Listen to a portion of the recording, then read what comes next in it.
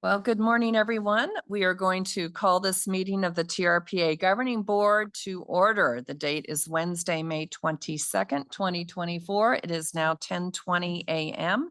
The first item on the agenda is the roll call to determine the quorum. Maria? Miss Alding, Here. Mr. Aguilar, Mr. Bass, Miss Conrad Seda, Miss Dis, Here. Miss Faustinos, Here. Miss Gustafson, Here. Miss Hayes, Miss Hill, Here. Mr. Henigman, Here. Miss Lane, Here.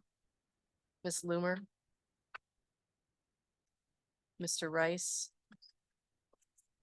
Mr. Settlemeyer, Miss Williamson. Here. Madam Chair, we have a quorum. Thank you, Maria, and thanks everyone for joining us today. I will now go over the remote and in-person meeting rules for the day. For the members of the public who are joining us remotely, to observe the meeting, go to trpa.gov under the calendar header, clicking on Governing Board Hybrid Meeting for May 22nd, 2024. There you will find a link to the public webinar hosted on Zoom. To address board members directly with your comments, raise your hand in Zoom by clicking Raise Hand at the bottom of your screen at the appropriate agenda item. With your hand raised, you will be unmuted by TRPA staff and have 3 minutes to address the board.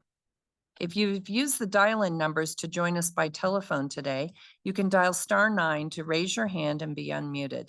For items that are agendized as informational only, we will hear public comment during the general public comment period at the end of the meeting. For items agendized for action or possible action, we will hear public comment before the board takes any action. To remote board members, if you wish to speak, please also raise your hand in Zoom. You will find the hand icon on the bottom of your screen.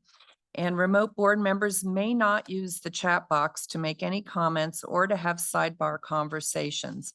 Please, everyone, remember to mute your mic unless speaking to cut down on background noise. And finally, I would also like to ask that all remote members turn on their cameras if they are able. Members of the public who have joined us in person, please use the sign-in sheets at the back of the room to indicate which item you're intending to comment on.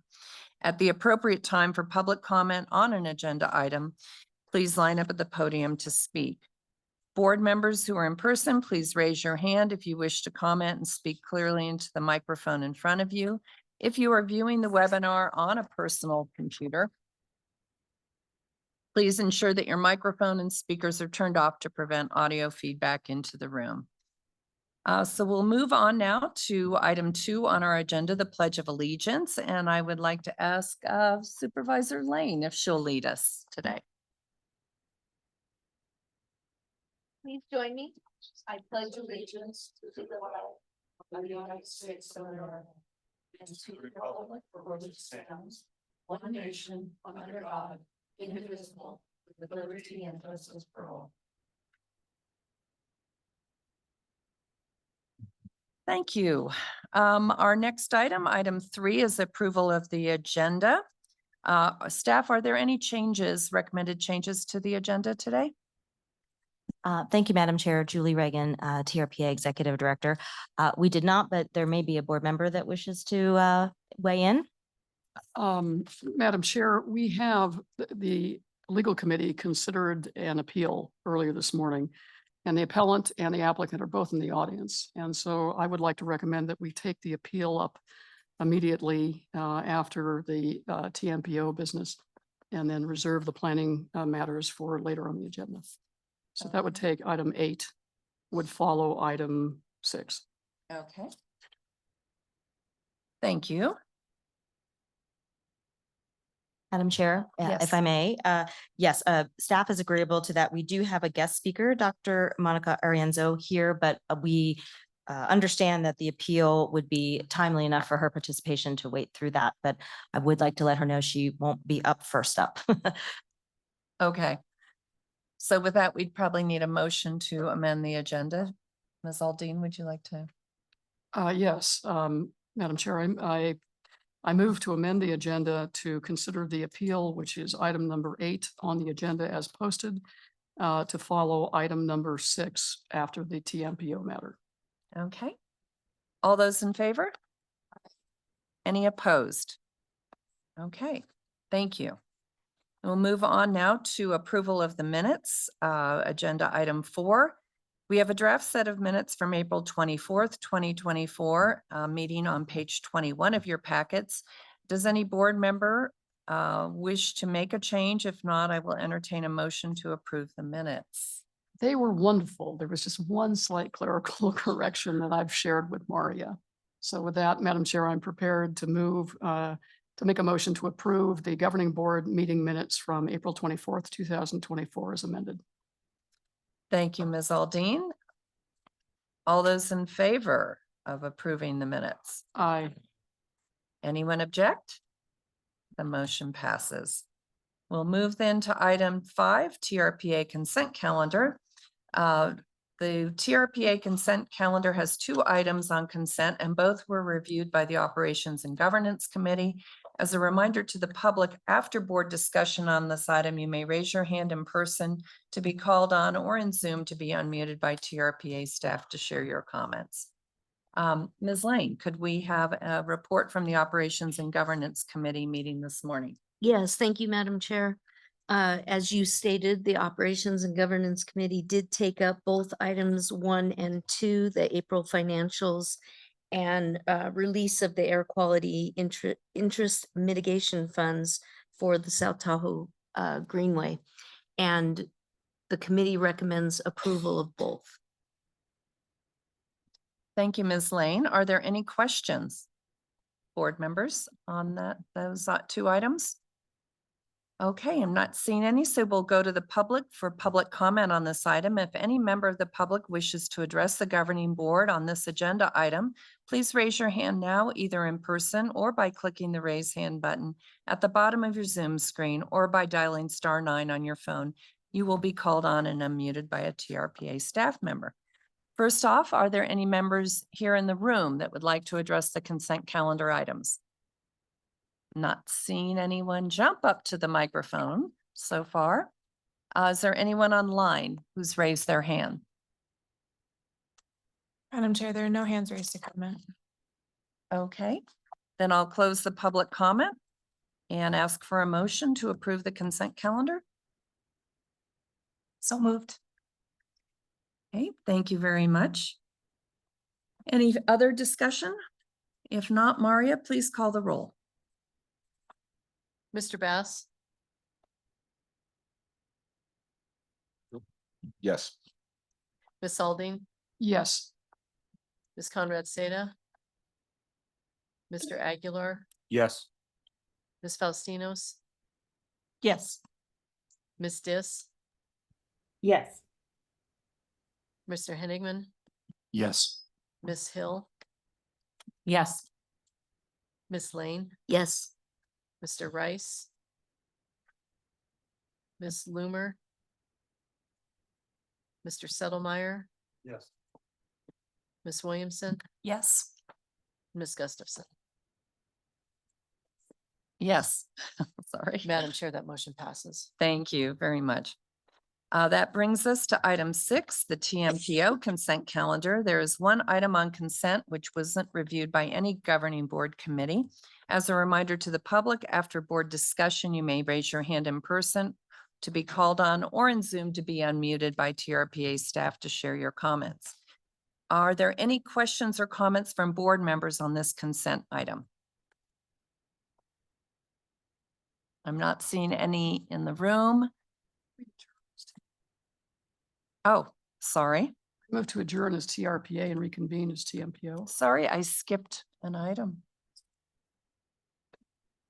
Any objections? All in favor of adjourning as TRPA and convening as the TMPO? Aye. Any opposed?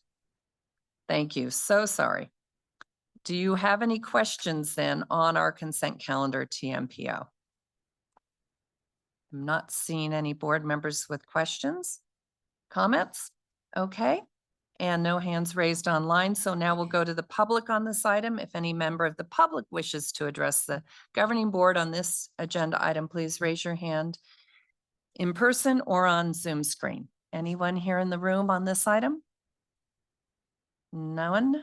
Anybody online? Please raise your hand if you would like to address this item. Madam Chair, there are no hands raised to comment. Okay, thank you very much.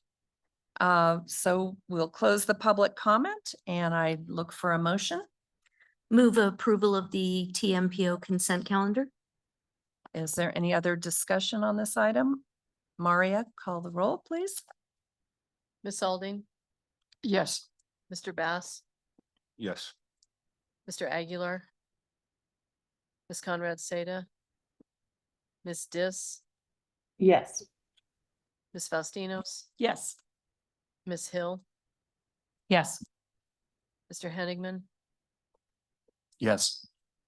Mr. Rice, Ms. Lane, Yes.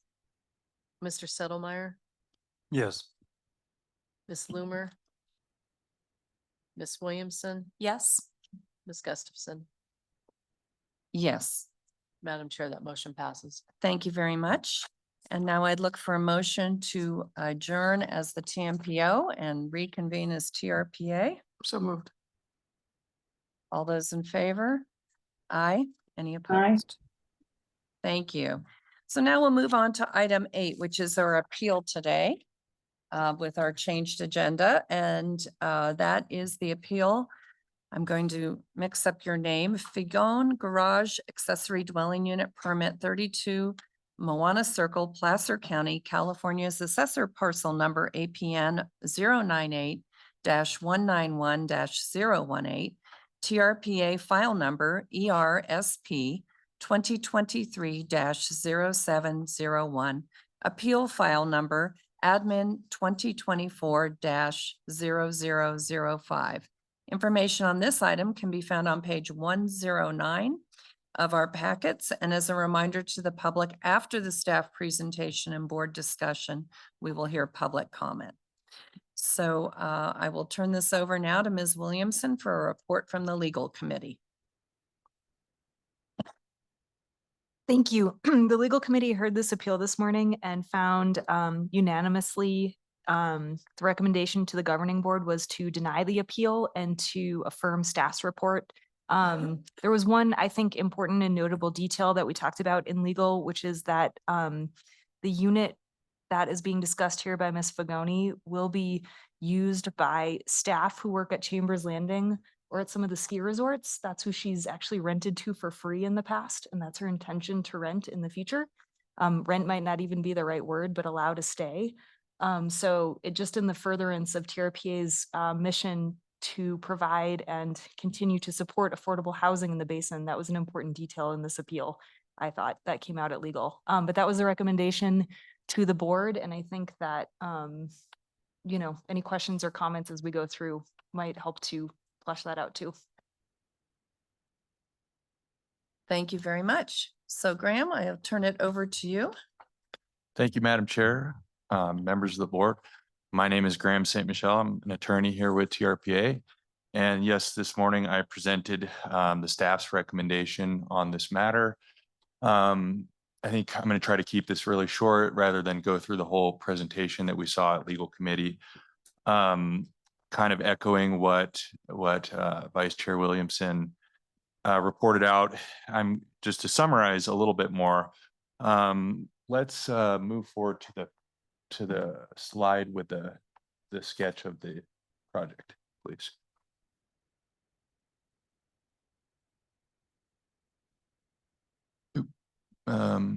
Keep going forward, please. There you go. Oh, one back. Yeah, so this is just a picture for everyone's reference of the project at issue. It's the appeal involves a construction permit that was issued at the staff level via the executive director and her delegated authority. The permit would authorize the tear down and rebuild of an existing detached garage and build a new garage with a little bit of extra height and this an ADU, an accessory dwelling unit, living space on top of the garage on the second story. Now, this morning during legal committee, we had discussion, the appellants are neighbors who are challenging the permit. And Ms. Vigoni was here as well, who's the landowner permittee. And we heard from everybody after I presented our recommendation to deny the appeal and affirm the executive director's decision to issue this permit. And I thought it was just notable. I thought it was a good discussion. Can we move back to the slide with the three issues? There we go. These are the issues that came up in the appeal. And as I was saying, it was notable. I think the neighbors, the appellants here, they conceded, I heard them concede that it was a technically compliant permit. So we kind of reached this position. It was a technically compliant permit. They are concerned with achievable housing compliance, that this ADU will in fact be used compliant with the deed restriction in the event that the permit does issue and the deed restriction is recorded. The neighbors want to make sure that this unit is in fact, going to be used for achievable housing. We heard as well from Ms. Vigoni, and as Ms. Williamson said, she emphasized that she's interested in renting or making the ADU available to seasonal workers. She's a believer in affordable and workforce housing opportunities, and that she affirmed in our meeting this morning that she fully intends to comply with the deed restriction. In terms of the other issues, the matters of the required findings and the scenic assessment, those were a couple of the other issues that the appellants raised. We talked through those. They acknowledged that they had read our staff report and that they didn't really press those issues, acknowledged that special use findings aren't applicable here, and that the scenic assessment, there's, as we discussed, not really a problem with the scenic assessment. They did point out, the appellants did point out that it's difficult for citizens sometimes to understand certain technicalities with TRPA code. And we had a little discussion about, the importance of recognizing that and staff being able to work with citizens and people like this to help explain those types of technicalities. So I think that rather than going through the whole presentation, I think I would leave it there just as kind of my observations from this morning. I'm happy to answer any questions beyond that. And as well, there, Ms. Vigoni and Mr. Egerland are both here in the audience. Thank you. Are there any questions, board members, for our council? If not, then I would like to offer the opportunity for the appellants first to address the board.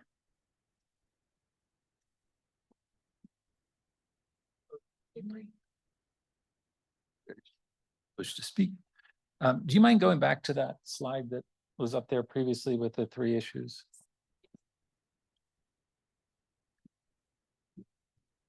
Good morning, and thank you for allowing me to speak on behalf of myself and the appellants. I know you don't often get, well, you probably do get often a chance to get feedback, but I did want to first acknowledge, from a staff perspective, it's my first time going through the TRPA process. And I was a little worried that things would go into the wind and I wouldn't be responded to. Brandy McMahon, Catherine Houston, and Graham St. Michael all responded timely and effectively, and I appreciate that. And I wanted you all to know that as well. I won't go through the whole entire presentation to the legal committee, as the application appears to be technically compliant and our appeal will be denied as expected. Our interests now lie in the execution of the goal to provide achievable housing in the basin and continued improvement in the effective policy to meet that goal. To illustrate our point of effective policy, I'll review a component of our appeal that I think is important. As we went through the appeal and we read the staff's report, we took significant exception to the staff contention that, quote, our only support is vague references to how they believe Ms. Fagoni intends to use the property, end quote. We disagree there's anything remotely vague regarding the applicant's stated intention in the material we provided to TRPA. The applicant's attorney clearly states, quote, Ms. Fagoni intends to build the ADU so she can use it as a separate resident since she plans to move full-time to Lake Tahoe, end quote. Additionally, the opposition letter further confirms this intent when it states that Ms. Fagoni, quote, Ms. Fagoni began the process of improving the property for her family in 2020, end quote. Again, there is nothing remotely vague regarding these statements. These statements become even more significant in the absence of any subsequent statements by the applicant that refute this intention until this morning. So where does that leave us now? That leaves us with an apparently technically compliant application and a TRPA approved deed restricting the ADU above the garage to achievable area median income housing and prohibiting the use of the ADU as a vacation rental. This is on the lake. TRPA will prepare the deed restriction upon submittal of the latest grant deed for the property. Evidence of document recordation is required prior to finalizing the permit. We respectfully request a copy of the TRPA prepared deed restriction, which we expect to clearly define the restrictions on the use of the permitted property. We are also aware deed restrictions have been removed by Placer County in certain circumstances. Please note, I am not claiming there have been deed restrictions removed related to bonus units. Instead, given that Placer County is reliant on TRPA for providing the bonus unit being permitted, we would like to understand the interaction between Placer County and TRPA in instances where individuals may seek to have their deed restrictions lifted. Essentially, how does or will TRPA monitor the deed restrictions for this property to ensure they are not removed by Placer County? This also leaves us with enforcement via Code Section 52.3.4, the TRPA report a concern form process, and then the legal committee's item number 4 this morning discussing compliance procedures. I listened with great interest to the discussion regarding the proposed changes to the compliance procedures for deed restrictions. Increased penalties for misuse must be made to remove the incentive to game the system, as well as effective monitoring and enforcement of deed restrictions. The award of a bonus unit and ability to build on Class 1A and 1B land on the lake is an extraordinary right and must be protected. My final message and request of the board is to watch this project closely. If the project results in the provision of achievable housing to those for which it was intended, that will be great. The applicant did go on record in the legal meeting that this will be the case. I do have concerns, though, that one is able to obtain a bonus unit for achievable housing to be used by a family member. And the circumstances under which that is allowed, I think, need to be monitored very closely. If the applicant and the members of the trust owning this home can figure out a way to use this ADU for their personal use, as they originally stated, in addition to their 2,200 square foot lakefront home, then the TRPA bonus unit achievable income program will have failed to help the missing middle for which it was designed, and will provide the blueprint for abuse of the bonus unit program. There is no doubt that many neighbors and residents of the basin will be watching this project and enforcing the restrictions accompanying TRPA's approval of file number ERSP 2023-0701. If history repeats itself, you may next hear a presentation by the opponent that has zero to do with the application's technical compliance or basis for our appeal. The HOA issues will be litigated separately and do not affect the permit. I hope I'm wrong. Thank you for your time. Thank you. And with that, then I would ask the permittee or representatives to address the board. Thank you. Good morning, Madam Chair and honorable members of the board. My name is Mike Brown, and I represent the property owner, Vicky Fagoni. And we brought two of the design team here today. If there's any questions, there probably won't be. I'm going to keep this quick. Todd Mather and then Hani Walsh is on Zoom. First, I'd like to thank staff. Staff did an excellent job of summarizing why appellant's appeal should be denied, and the legal committees unanimously concurred with staff. We would like to thank staff for their diligent work on this project. We concur with the decisions that have been made. And importantly, this project fully complies with the TRPA ordinances and the development standards. I have a short PowerPoint presentation. I'm going to keep this quick. So I've heard a lot of concerns.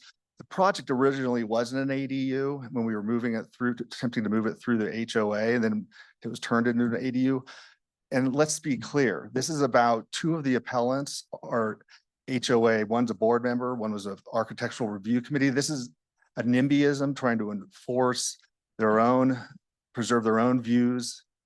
And it has nothing to do with the ADU unit, I don't believe. And Ms. Fagoni, during the legal committee, clearly stated her intent to comply with the TRPA ordinances with respect to the ADU restrictions. And there's a deed restriction. And she wants somebody there when she lives in the residence. She's planning to move up and she has a lakefront residence. That's where she's going to live. Got my slides. Now that's her proposed project. I won't get into detail, although it's much smaller in scale and from the recent development in the neighborhood. And I'll just, my photos are going to kind of put this in context of what we're dealing with regarding this private property dispute that shouldn't even be before the TRPA in the first place. As you've heard, the appellants have all argued in their materials, they object to this project because of the views. That's really the heart of it.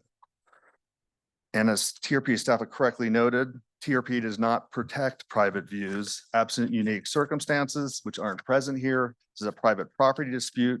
Next slide. And because of the self-dealing board members, architectural review members that have not approved Ms. Fagoni's project, we're in litigation in Placer County Superior Court, and that's where this venue should, that's where the proper venue to litigate this, not before the board. And I'll see a couple slides here. These architectural view restrictions have never been enforced, other than when a project's going up in front of the self-interested board members and committee members. Now, next slide, please. And we'll get into just to show you kind of the context of this. Ms. Fagoni's property is the highlighted one on 32. The garage is going to be up at the street level. The appellants are at 25, 35, and 45 across the street. Two of the three, their properties are larger than Ms. Fagoni's, even with the proposed ADU improvement. Next slide, please. This is 25 Moana Circle. And that's a large residence. It's not even across the street from Ms. Fagoni. And to the bottom left of the right, bottom right picture, the HOA required her to Ms. Fagoni to install and pay for story pole construction. You can barely see it, and there's trees behind it. Next slide, please. That is the view we're talking about from 25 Moana Circle. Minimal, if anything. Next slide. This is the architectural review appellant. She's on the committee. I think she recused herself, but it still influenced the decision-making. This is her, where the project is from her deck. And one of the slides that Graham presented showed an architectural rendering that you witnessed of the structure that's going to be put into place. Next slide, please. This is the appellant who spoke here today. It's not even across the street. To the right is where his minimally impacted views. Now I'd like to show you some of the other developments that have occurred in this neighborhood, just to put this into context about how the HOA has approved other very large development that basically obstructs all views from the people across the street. And in 2015, this is the slide. This residence is 3 properties to the north. By the way, this is the Moana Beach subdivision for context. It's just south of Chambers Landing on the west shore of Lake Tahoe. This development was double the size of the house to about 4,600 square feet and blocked all views from across the street. And I went to the next property this morning. In 2022, the TRPA approved for 10,000 square feet of coverage for the northernmost lakefront lot. And if you could go to the next slide, please. I took this morning. It looks like it's half the length of a football field on this lakefront, and it blocks 2 of the property's views almost entirely. So that's what we're dealing with regard to appellants. There's no view impacts there. And I've lived, this project should be approved because it meets the policies of affordable housing. Lived in Tahoe for over 25 years in Truckee, and it's a situation that we have to deal with. And I'll sum up. And thank you for your time. And this project meets all TRPA development findings and standards. The appellants failed to provide any basis, and they've acknowledged here that there's technical compliance. And so we'd ask you to affirm the executive director's decision and follow the legal committee's recommendation. Thank you. Thank you. And then through our process, we do allow a rebuttal. Would you like a 5-minute rebuttal to that statement?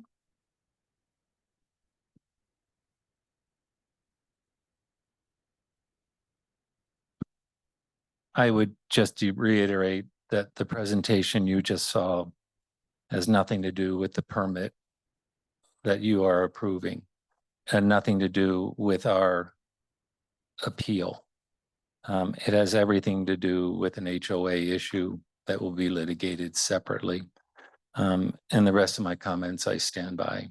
And I would further reiterate that this project is going to be a bellwether and potentially serve as a blueprint for how to not implement affordable housing in the Tahoe Basin.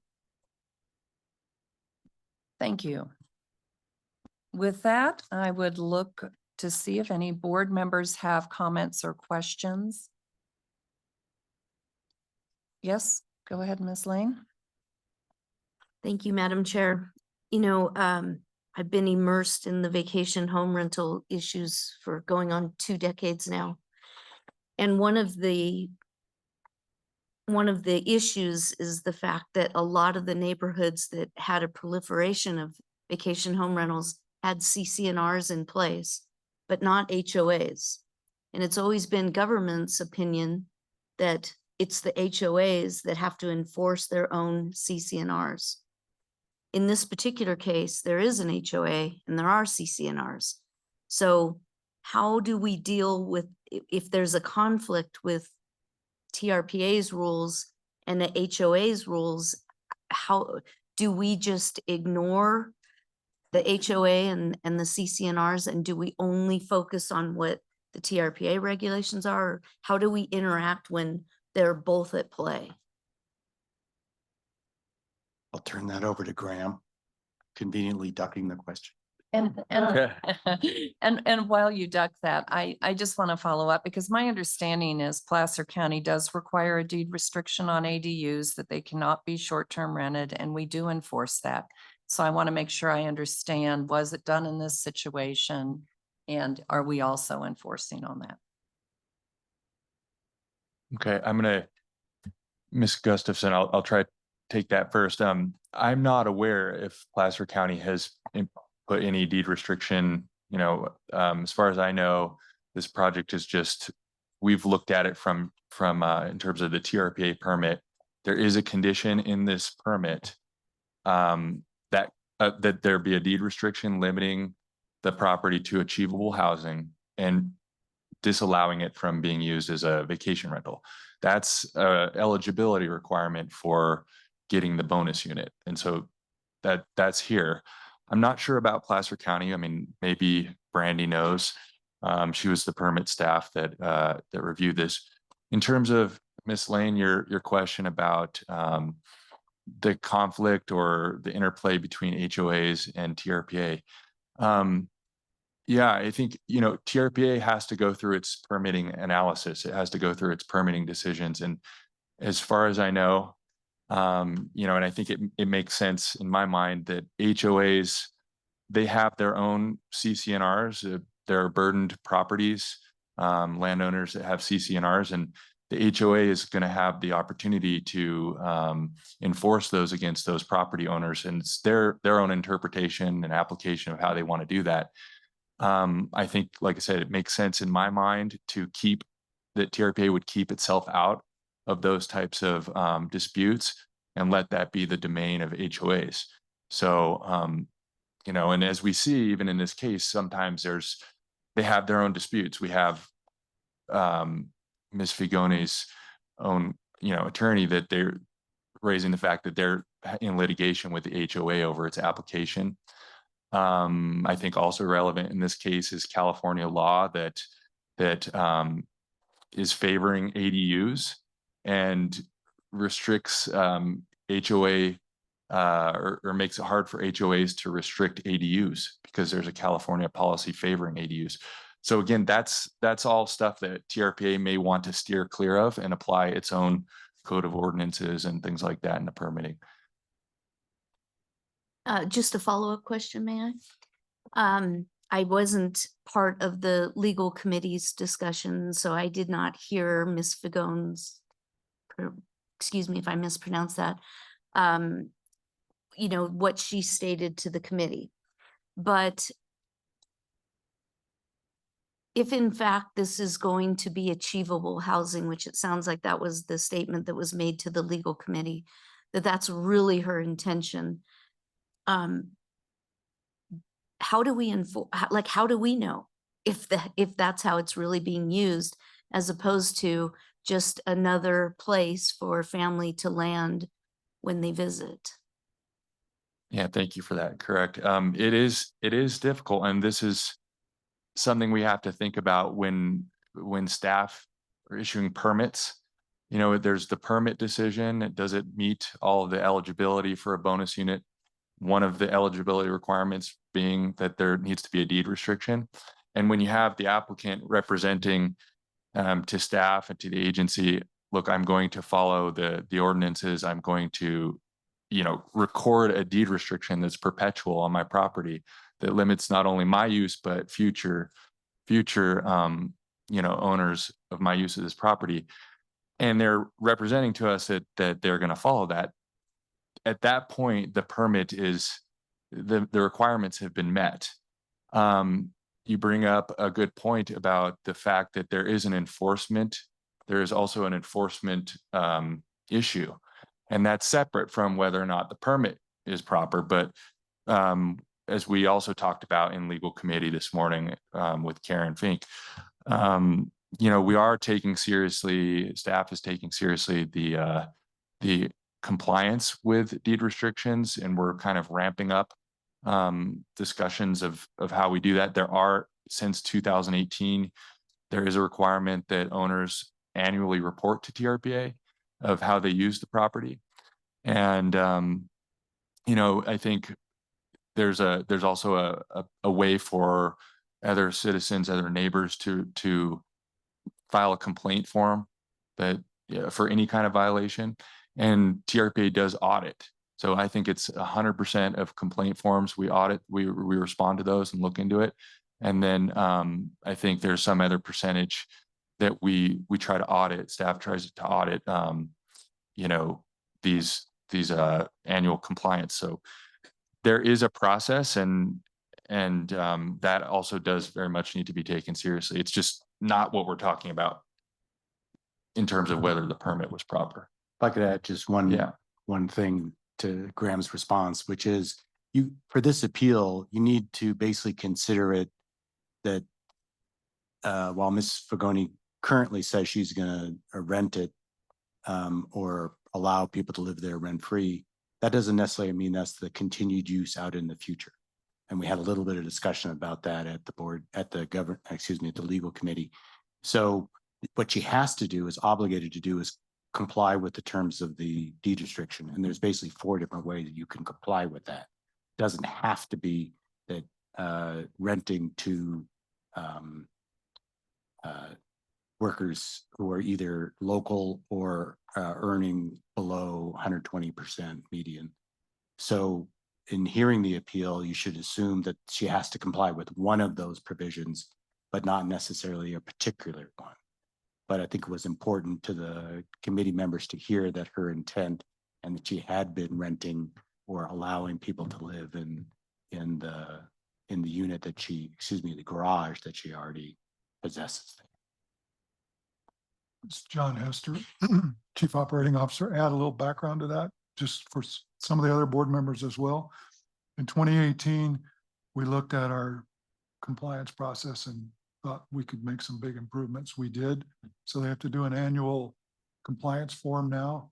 We just hired a firm who did an audit of those, and we have a pretty good compliance record from 2018 forward. Those that don't, we're following up with. And as both John and Graham mentioned, we are now back at the legal committee asking how we can make it even better. And part of the even better is the fines and making the fines more significant. At least that's what we heard from the committee today. So, and when they do the annual compliance, they have to submit it. They have to be, as John said, one of 4 conditions. You know, is it workforce housing or achievable? Is it somebody who's been retired there and been there 7 years? Is it a family member? I can't remember the 4th one, but so it's one of those 4 they have to certify, and we audit that. So I think we have a pretty good program, and we have a commitment to continually improving it.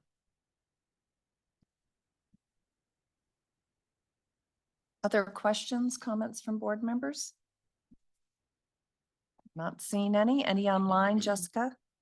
Any questions? Okay, thank you. Then we'll move to public comment on this item. If any member of the public wishes to address the board on this agenda item, please raise your hand now, either in person or by clicking the raise hand button on your Zoom screen or dialing *9 on your phone.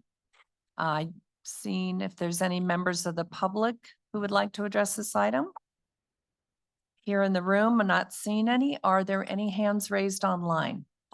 Madam Chair, there are no hands. Sorry, Okay. no hands raised online to comment. Okay, then we'll close the public comment and I'll look for any further comments from the board. Otherwise, I'll entertain a motion. And I do want to remind us that in order for the motion to pass, an affirmative vote of 5 members from the state of California and 9 overall is required. And so do we want to, you want to give us further instruction on that, Graham or John? Yeah, let me take a shot. I just want to clarify. So and it's even hard a little bit for me to articulate, but it's a motion. It's even harder for me. Yeah. It's a motion to grant the appeal. So it's a motion to grant the appeal, and that if you want to deny the appeal consistent with the legal committee's recommendation, that motion should fail. So there should not be enough votes in favor.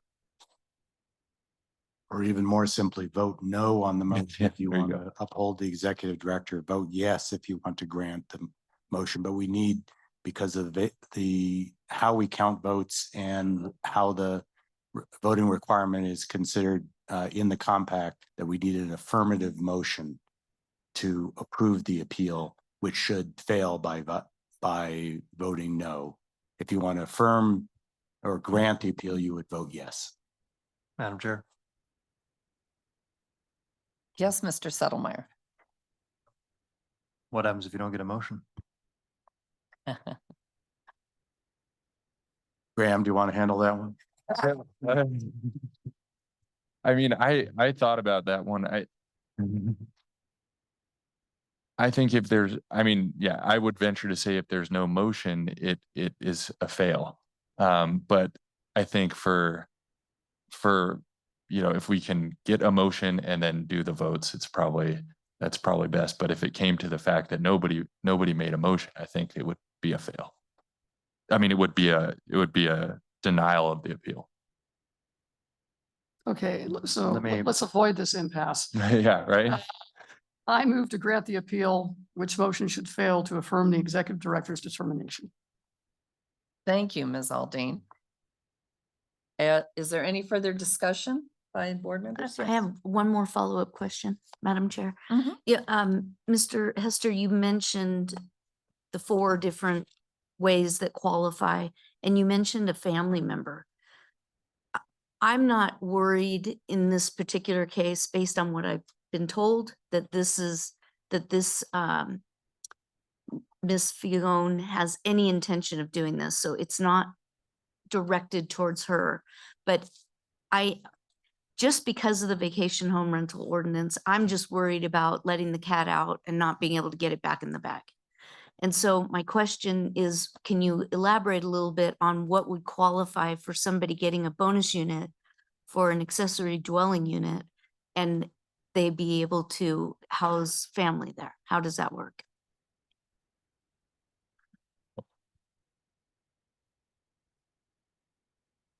Yeah, Karen would probably be good to answer this, but I'll take a stab at it.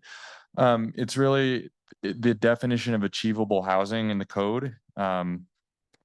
Single or multifamily residential dwelling to be used exclusively as a residential dwelling by permanent residents who meet one or more of the following. And then for ADUs, there is this fourth basis, and that is when the unit is occupied by a family member related by birth, marriage, or adoption to the owner of the primary dwelling.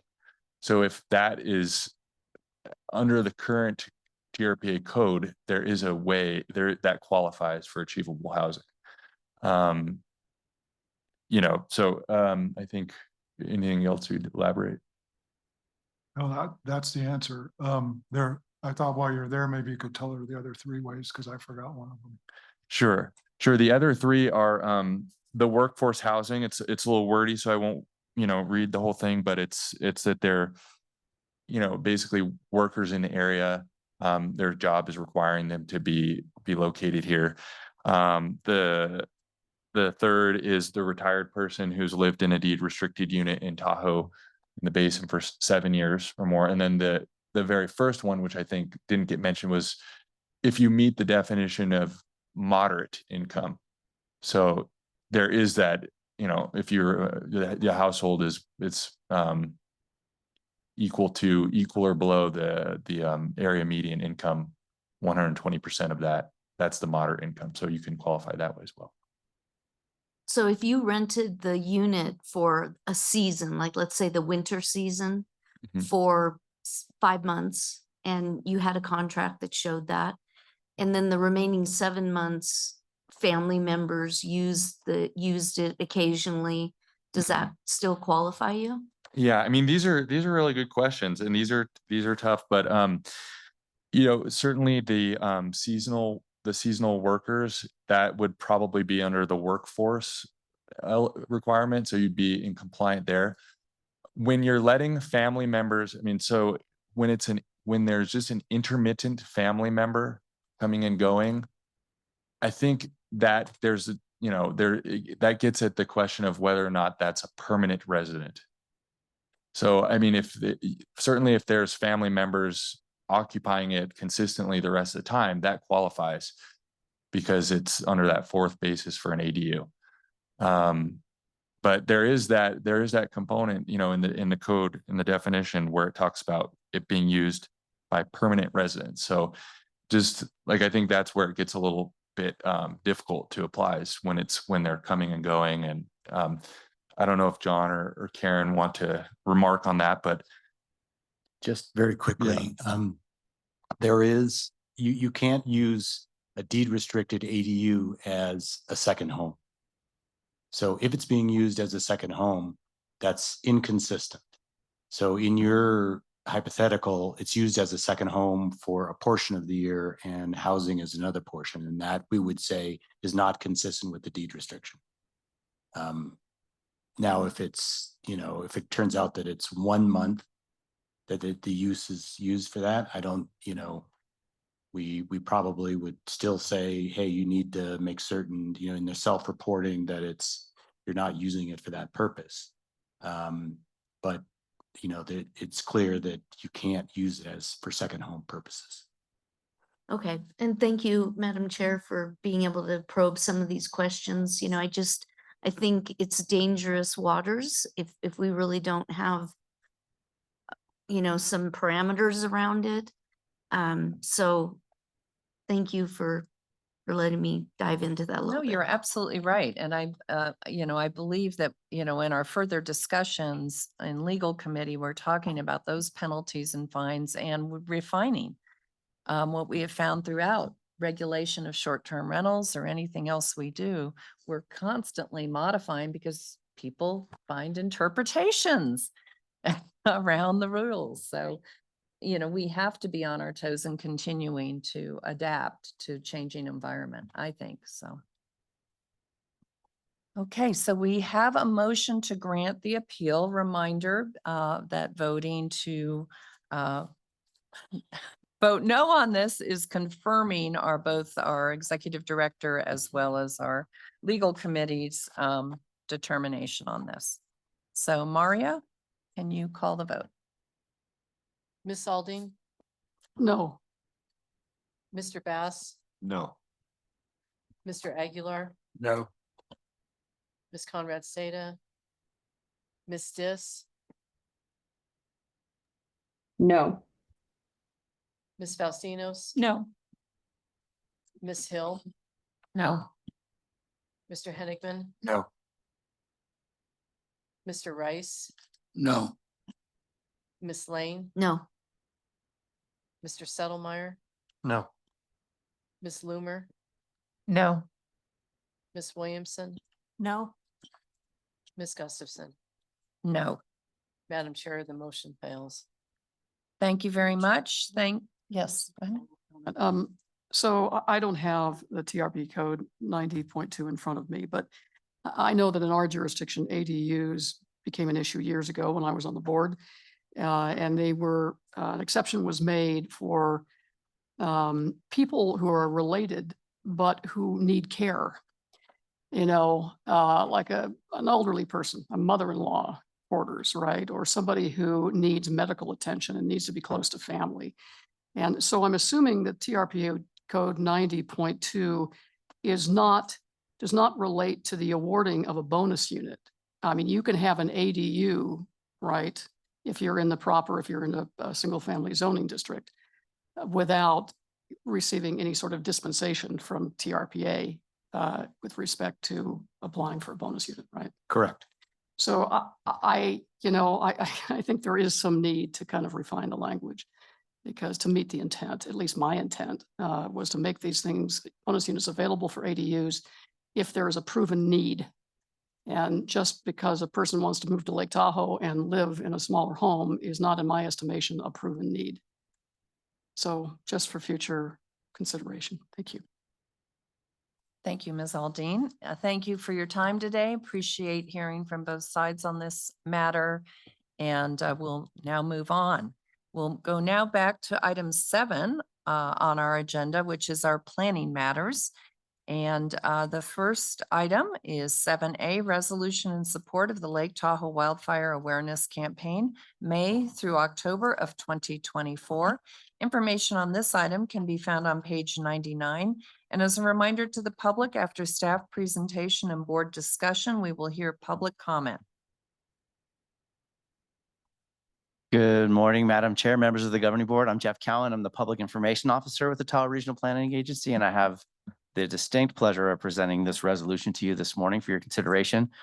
So this resolution is in support of Lake Tahoe Wildfire Awareness Campaign. As many of you know, the forest health is one of the top focus areas of the Environmental Improvement Program.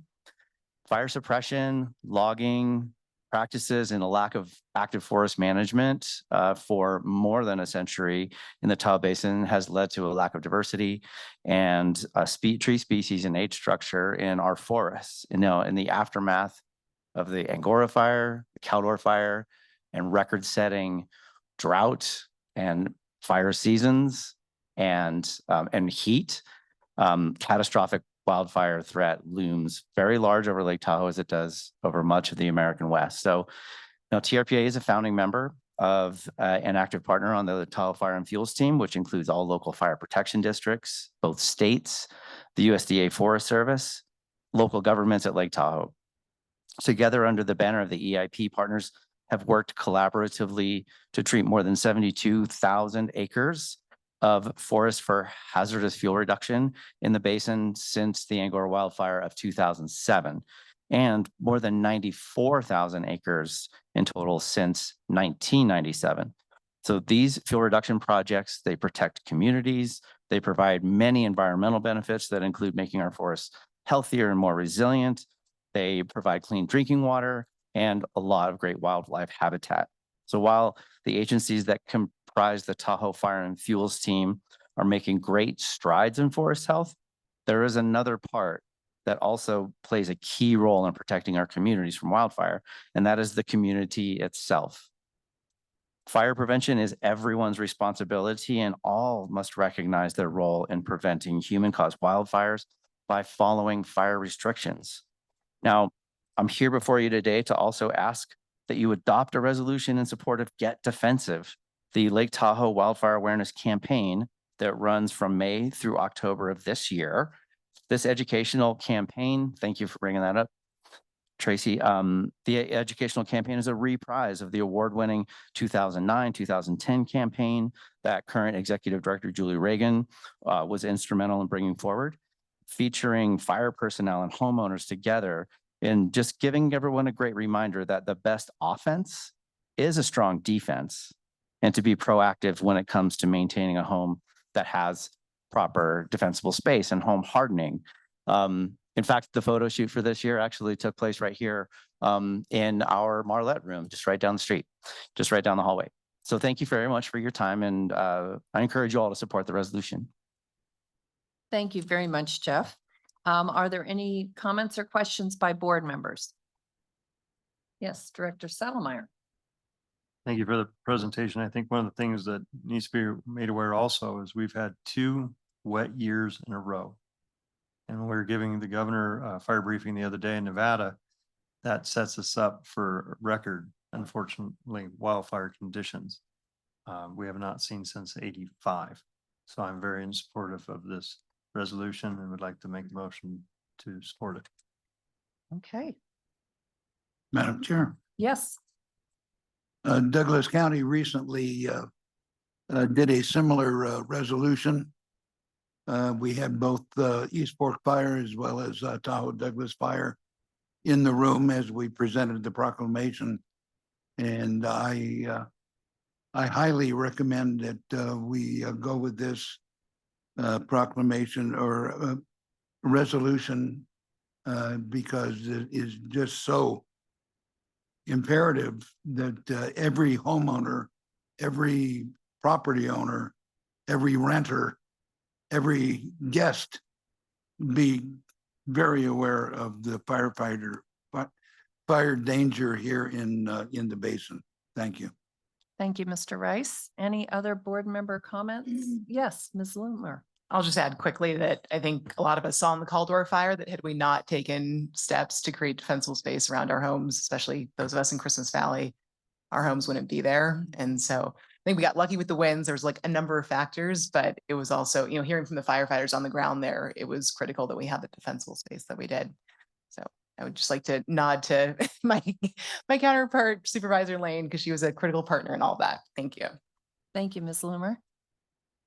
Not seeing others, then I will go to open up public comment on this item. Are there any members of the public who wish to address the governing board on this resolution? Not seeing any in the room. If there's any of you online, please raise your hand. Madam Chair, there are no hands raised online to comment. Okay, then we'll come back to the board, and I believe Director Settlemeyer wanted to make the motion. I move to support the resolution. Thank you. Maria, will you call the roll? Mr. Bass, Yes. Ms. Alding, Yes. Ms. Conrad Seda, Ms. Aguilar, Mr. Yes. Aguilar, I'm sorry. Ms. Faustinos, Yes. Ms. Dis, Yes. Mr. Henigman, Yes. Ms. Hill, Yes. Ms. Lane, Yes. Mr. Rice, Yes. Ms. Loomer, Yes. Mr. Settlemeyer, Yes. Ms. Williamson, Yes. Ms. Gustafson. Yes. Madam Chair, the motion passes. Thank you very much. With that, we'll move on to item 7B, the Tahoe Science Advisory Council briefing on microplastics. Information on this item can be found on page 101 of our packet. As a reminder to the public, this item is informational only. We'll hear any public comment on this item during the final public comment period. And I will now turn it over to Mr. Bob Larson, and he will introduce our guest. Thank you, Madam Chair. Members of the board, thanks for having us today. My name is Bob Larson, and I serve as the Program Officer for the Tahoe Science Advisory Council. Before we get started today, I just want to share a bit about the council, talk about who we are and what we do. Tahoe has a long history of science-based decision-making dating back to the late 60s, when Charles Goldman and UC Davis first sounded the alarm about clarity loss. And that science really led to some astonishing management actions, including legislation that banned the discharge of sewage in the Tahoe Basin, and arguably the establishment of the TRPA to guide land use planning in the region. Since those early days, UC Davis has been joined by the University of Nevada, the Desert Research Institute, and a whole host of other research institutions that work together to collect the data and conduct the research and do the experiments to better understand Lake Tahoe and its watershed. In 2015, on the heels of the regional plan update, the states of California and Nevada signed a memorandum of understanding establishing a bi-state Tahoe Science Advisory Council. And actually, Tracy, if you could go back a slide, that'd be great. Oh, that's you? Or you're? Oh, no, no worries. Perfect. This is awesome.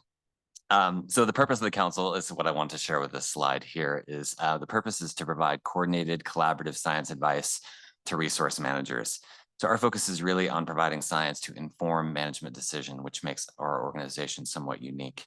What we try to do at the council really is to create space for dialogue between resource managers and scientists to address issues of the day and identify emerging problems and questions that we need to address. Next slide, please. So this slide just shows the membership of the council. We have two members each from each of these institutions. So there are two institutions in California, the University of California, Davis, as well as the University of California System at Large. Our two members from the UC seats are from UC Santa Barbara presently. There are 2 seats for the University of Nevada, Reno, 2 for the Desert Research Institute. And then we have 2 federal research partners, the United States Geological Survey, as well as the U.S. Forest Service Pacific Southwest Research Station. There are also seats on the council for the 2 MOU signatories, the Nevada Department of Conservation and Natural Resources and the California Natural Resources Agency. So microplastics, the reason we're here today, actually provides a great example of an emerging issue that the council has been working on. It's important to remember that this issue is not unique to Lake Tahoe.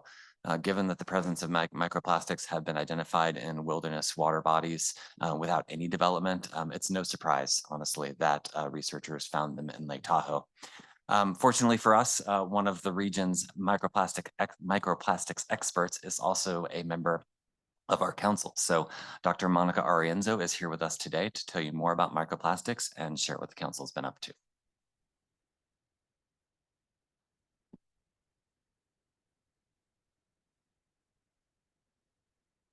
Oh, there we go.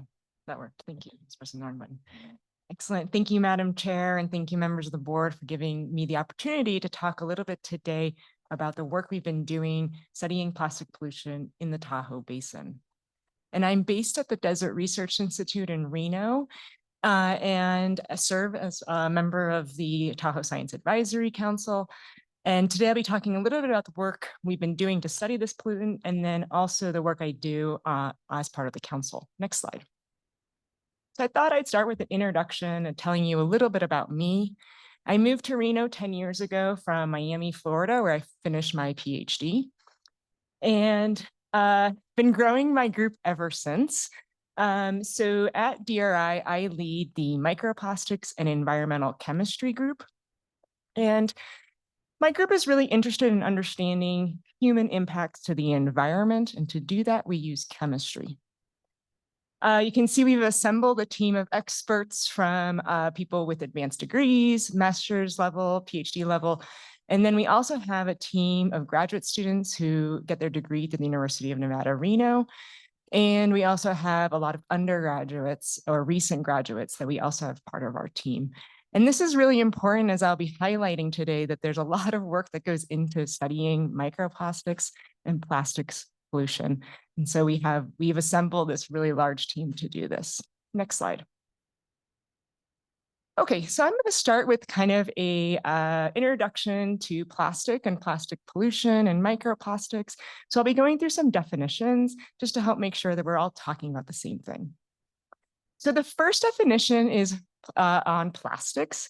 So what are plastics? This may seem sort of obvious, but actually in the scientific community, we are still having this debate of exactly what defines a plastic. So we define this as a synthetic solid material that is made up of polymers. You can see some of the commonly used plastics shown there. Those are often you see them as those numbers at the bottom of your plastic item. One thing I want to highlight here is the diversity of plastics. So there's a lot of different types of plastics out there. They have different chemistry, which means those different plastics are going to be interacting with the environment in very different ways. So for example, think of the plastic that makes up your plastic bag. That's very different than the plastic that makes up your PVC pipes.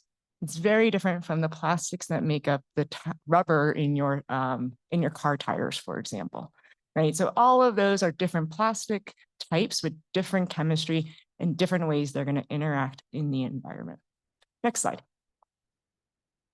We also talk a lot about macroplastics, and we use this term to refer to plastics that we find in the environment that are bigger than 5 millimeters or bigger than the size of a pencil eraser. This photo shown here is a photo from a cleanup that I participated in with Clean Up the Lake in where they were scuba diving the bottom of Lake Tahoe to collect litter that they're finding. And so this photo is showing both macroplastics as well as other items like cans and other things that they found at the bottom of the lake. Next slide. You'll also hear the term microplastics come up, and microplastics are now getting to these smaller pieces of plastic. So these plastics that are smaller than the size of a pencil eraser, and they can be as small as a bacteria and even smaller. So when we study microplastics, some of them we can see with our naked eye, but we also need these specialized microscopes to see these. And so here in Amanda Height's hand, you can see some of these microplastics that she collected while walking along one of our beautiful Tahoe beaches. Next slide. So in my group, we study microplastics in the environment, as well as macroplastics, and there's a lot to study. I already highlighted the numerous people I've had to hire as part of my group to do this work.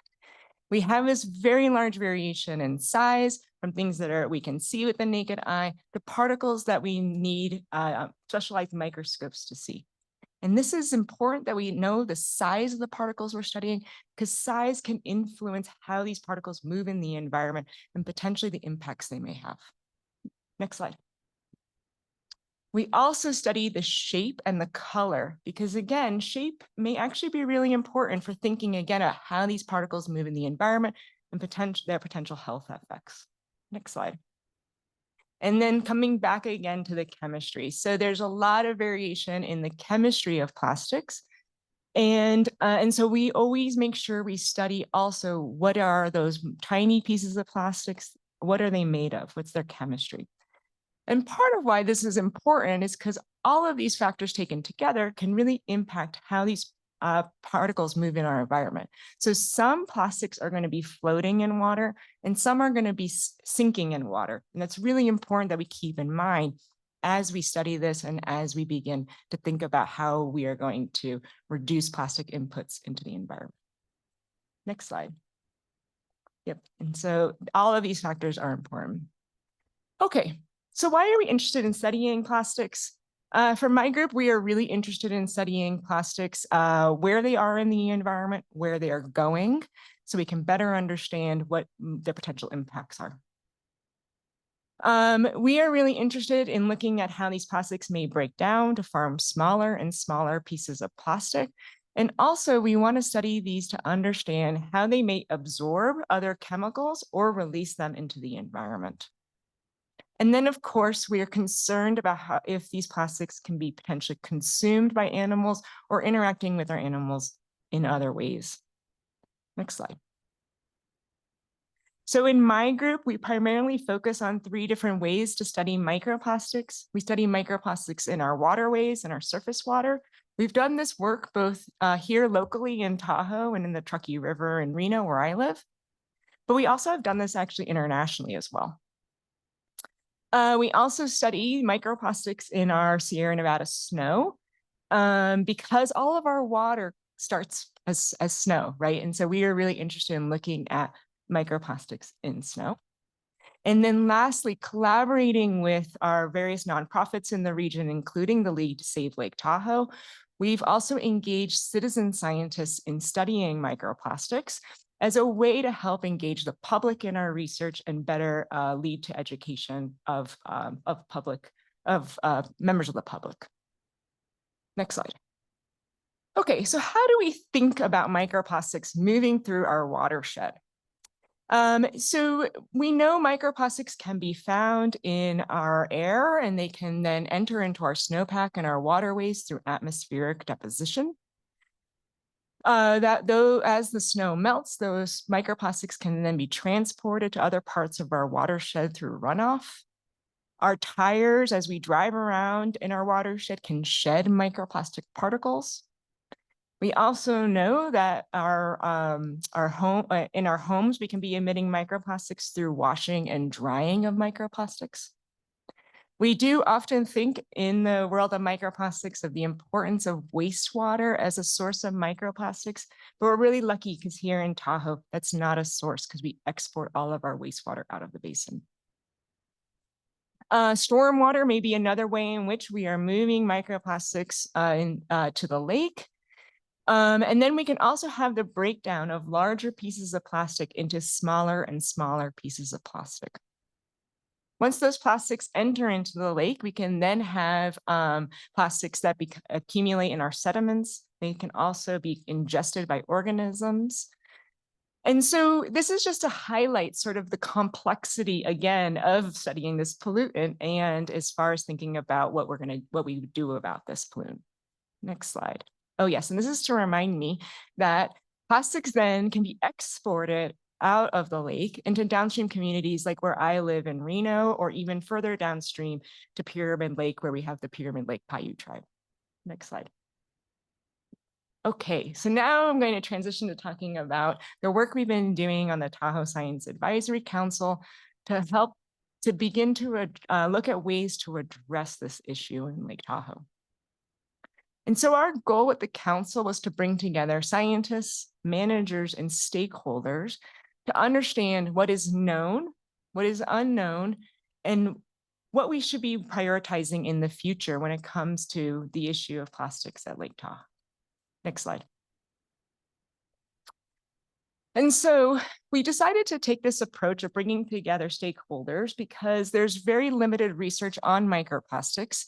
Especially locally, there's limited research, which means that there's a lot of uncertainty, right? And so as a manager, as a stakeholder in the basin, this may create decision paralysis. So what do I do next? And so we wanted to take this approach to create a more informed group of stakeholders to elevate the knowledge in the basin. And by doing so, we really hope we can gain consensus around about management and scientific priorities so we can move together as a group and hopefully drive forward action and positive action through this process. Next slide.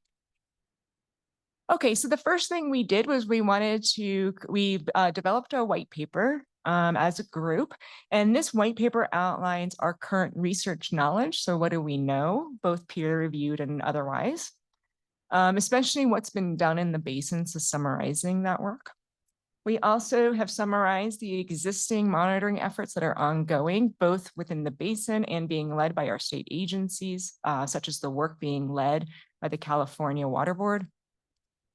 We then wanted to look at what are the ways in which plastics may be transported and moving throughout our basin, and what are the potential impacts.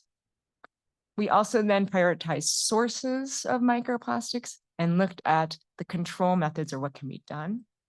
And then at the very end, now we are in the process of prioritizing what are those next steps that we recommend as a group.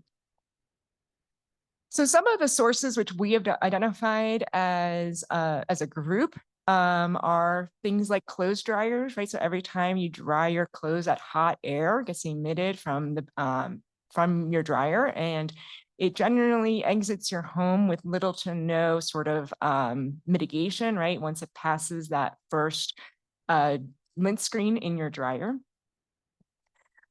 We also, another source that we've been discussing a lot are car tires and roadways and asphalt, construction materials, erosion control materials, and of course, litter.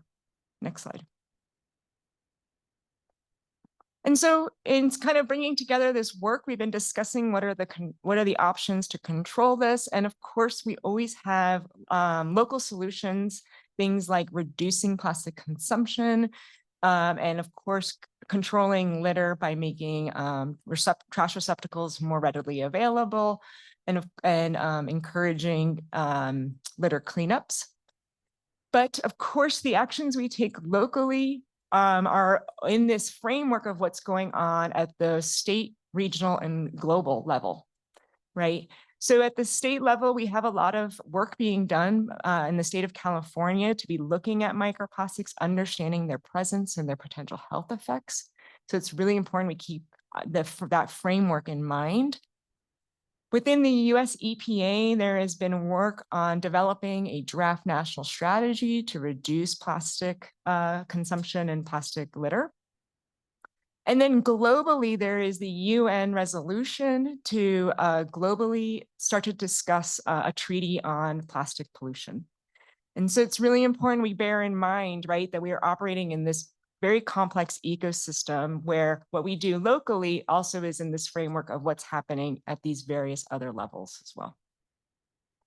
Okay, so as part of this group, we have been engaging our stakeholders throughout this process. We've been asking them regularly for their input, both as far as written input on the white paper, but also input through surveys. And what we've identified so far are kind of sort of three. We asked them what are their top priorities for studying and monitoring microplastics. And they identified tire rubbers, clothes dryers, and plastic litter as the sources that they are most concerned about. And so this is sort of how we're going to help develop this roadmap for priorities and next steps. Next slide. And so where do we go from here? From a scientific perspective, I think we need to continue to monitor to understand the sources of microplastics, assess where they are then going in the environment and their ecological impacts. And from a management perspective, reducing plastic consumption and focusing on known harmful plastics, especially as the science around that develops. And next slide. And that's it. So thank you for this opportunity to present to you all. And did you want to add a little bit? At the end. Okay, Thank you. sounds great. And happy to take any questions. Thank you so much. And it was a great education for all of us who have been hearing about this. Questions, board members? Comments? Sure. Mr. Bass. Yeah, thank you. Great information and really informative. I'm curious with like looking at, asphalt microplastics, for instance, and understanding, I don't understand asphalt, but is there a way that we can make requirements that, asphalt that doesn't contain microplastics are not allowed in the basin? Or do you understand? Yeah, it's a great question. And I'm also not an expert in asphalt.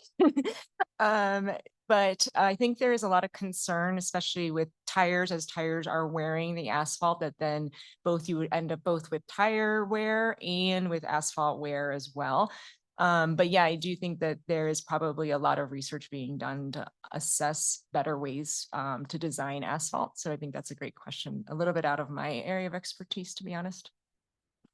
Great. And then, within the city of South Lake Tahoe last year, we banned plastic water bottle sales. You, of course, can still bring plastic water bottles into the city, but I'm curious if there's any studies that have shown areas that have done that and any type of reduction from the kind of analysis that have shown. And maybe there's not an area that's banned long enough to know, but just curious.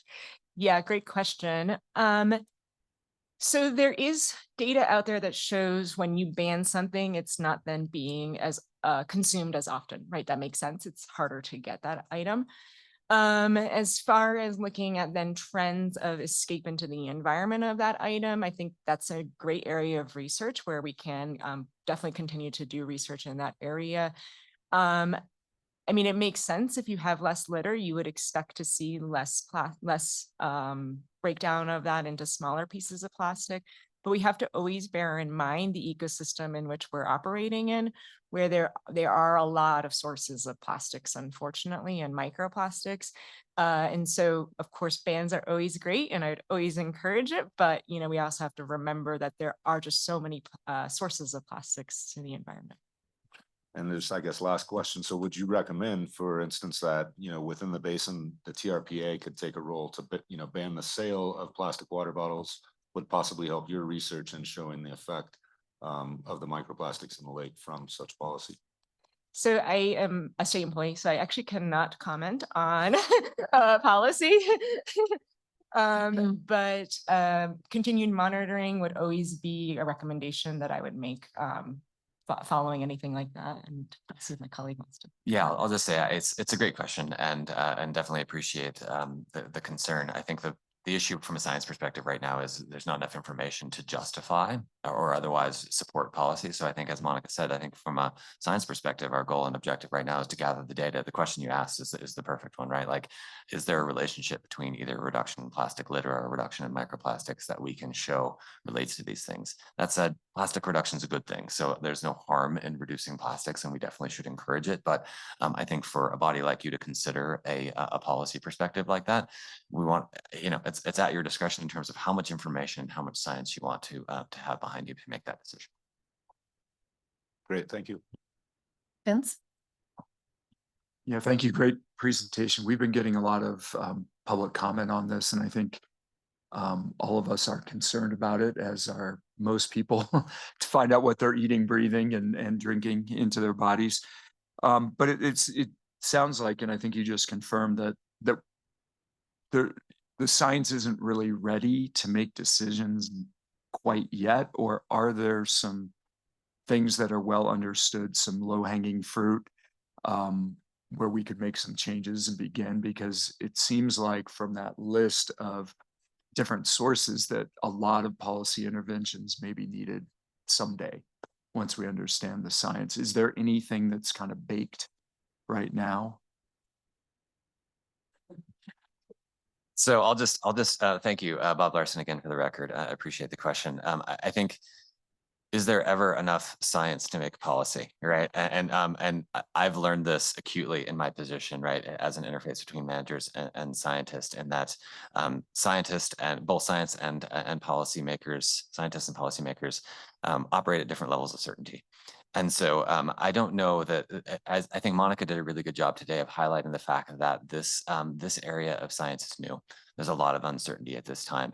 And so from the great work that the work group has been doing, all the reviews that I've done of different papers as we've kind of dug into this, there's no like smoking gun, that says, oh, go do this and this will be your answer. But I'll go back to the point that there's not. We know that plastic consumption is hurting us. We know that reducing our plastic consumption is a good thing. And so I think, as as a basin, as a society, our efforts to move forward with plastic reduction and actually start to think about what we're doing more carefully make a lot of sense. But it's not like we have very clear scientific consensus that if you do X, you will see Y. So I don't know if that was an effective dodge of that question, but I do think that your point's well made. At CNRA, they often refer to just no regrets actions, right? Like, what can we do? And I feel like any plastic reduction is a no regret action. And so I think it's just an opportunity for the community to move forward there. Julie? Madam Chair, thank you. Julie Reagan, TRPA Director. Just to build on that, I think this is a great discussion, and I wanted to let those of you know who will be able to participate in our strategic planning session tomorrow. We will have a discussion around emerging issues. This is one. And it will be at your discretion to direct us of how to best move forward. But when you look at all the factors that Bob and Dr. Arienzo pointed out, I mean, we are in early days of research, and it's very hard to pinpoint exactly what's going on in the source in Lake Tahoe. Is it airborne? Is it the beaches? We all have plastic in our lives, and our everyday society has to become dependent on them. So what can we do in terms of TRPA's best, most effective strategy in looking at things like construction materials, erosion control materials? If we linked especially to our role in either permitting and our environmental improvement program, there may be really effective entry points for us that would have a benefit. There's just a lot of challenges, and I do appreciate Member Bass's leadership on this. And all of you have expressed questions, which is why we have this conversation before you today, because we wanted to make sure that we are clear for the public, because there is a lot of concern about microplastics in our bloodstream, in our bodies, in the air, in the lake. But we do have a lot more research to do. And litter is often conflated with microplastics. Some litter is microplastics, but not all litter is microplastics. So there are distinctions that are important when you consider what are the policy implications of that. And I think our agency has been most effective when we're thoughtful about making those connections. So we can get into some of that tomorrow, but I think there are some effective ways that we can look at this, and considering our leadership role in the basin around the environment, I think it's a good discussion we can have and hear your thoughts tomorrow as well. Thank you. Ms. Loomer, did you have a question? Questions and comments, I guess, both. So I think stepping back, acknowledging like we all have plastics in our body, like we're already there. It's already so pervasive in our environment. These are shown to cause cancer, hormone changes. I mean, it's terrifying to think this is already out there and in our bodies. I mean, and plastics, once they're in the environment, they're there for hundreds of thousands of years. Like, this is going to be in Tahoe for many generations to come. And I know this has been focused on the microplastics and kind of like the deterioration of plastic at the end of its life. I also want to be mindful of how plastics are produced. I think the projections are by 2050, plastic production is predicted to account for 50% of oil and fracked gas demand growth. And that definitely falls on marginalized communities by far. So there's the direct impacts here in Tahoe. There's also the impacts that we're seeing in like low income and disproportionate impacts on disadvantaged communities throughout the United States and abroad. In terms of the science, I'm missing some. I'm not really sure what's missing. I think if we ban plastic, there will be less plastic. Is that a question? Like, I mean, that seems pretty straightforward. I mean, that's just like, I'm not a scientist, but. Yeah, and I think we would always say like reducing plastic consumption is incredibly important, right? We have to stop our, addiction to plastics. So yeah, I would totally, agree with you that we have to be changing. And I guess I just want to remind us that we are in this ecosystem where we can make actions in the basin, but until we have a national or global change, right, it's going to continue to be an issue. Yeah, and I'll just say, from the California state level, there are multiple bills going through this year. I mean, there have been bills in the past that are trying to reduce our plastic consumption.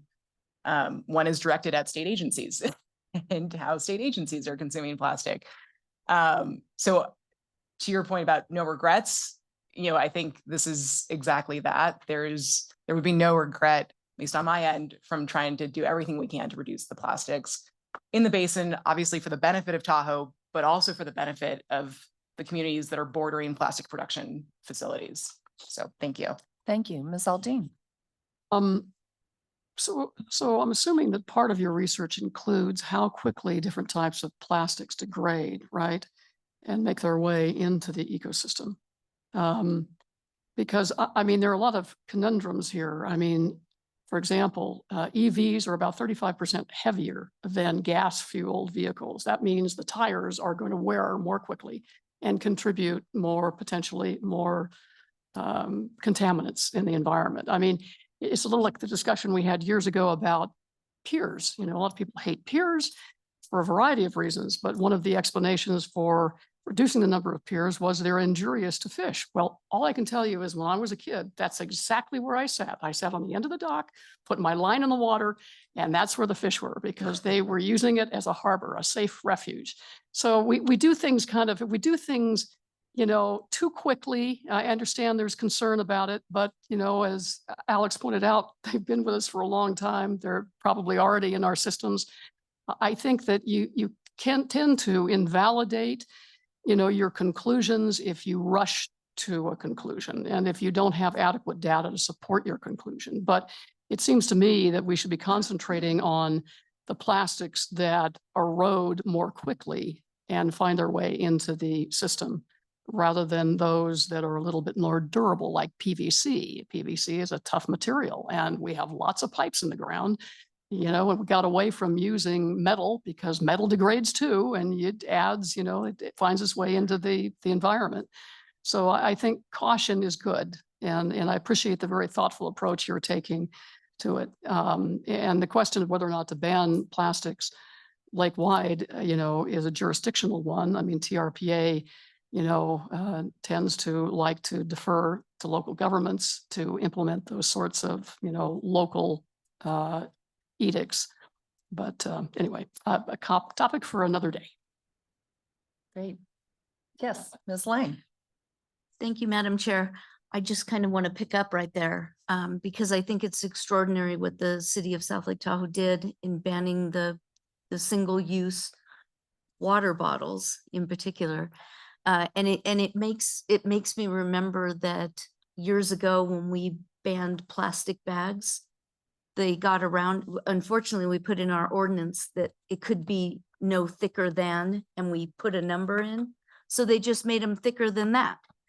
So, my concern is, and I, as the representative of the basin in El Dorado County, intend to bring this to our board because I don't know that the ban works that well if you can walk 12 feet, to the west and buy the exact product. So I intend to look at plastic and styrofoam as the city has, and I would encourage the other leaders of the various counties, at least within the basin. Maybe you can't get your entire county to buy it, but you could probably get the basin-wide residents to support it. And I think it would make their courageous decision much more beneficial if we all did it. So it's something I intend to do. And my only question is, if we ban the use of single use, whether it be water bottle, Gatorade, Snapple, and we force people to buy bigger plastic containers of that product, are we helping or are we just shifting? I don't know. I don't know the answer to that, but I'm sure there could be data collected on what are people going to be buying as alternatives. Moving towards non-plastic alternatives, so seems to be the way to go. And definitely reusable. I mean, I think the generations before us had it right. They delivered milk from the milk truck in a container that next week you gave the container back and you got a new supply. So we're starting on that path. And I think we have to be vigilant and continue moving in that way. Thank Ms. you. Lane, there are people at this table not old enough to remember the milkman, but I do. Yes. Ms. Loomer? Yeah, I'll find a citation for this when I have time, but what I've been told with the reusable plastic bags, like, yeah, it'd be great to ban those altogether. If you use one of those 3 times, you're better off than the status quo of using like a single. So I'll find the citation for that, but that's what I was told actually in the conversation yesterday about the state ban that we've been discussing at the state level.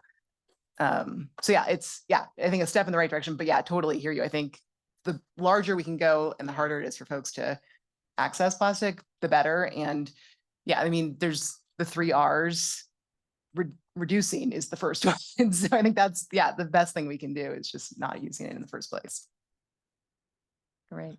Mr. Yeah, Bass? just one more. Thank you, Ms. Lane, for the comments. I really think people should understand it's the ban of the sale of plastic water bottles, single-use water bottles within the city. And so it's not that people can't bring them in the city.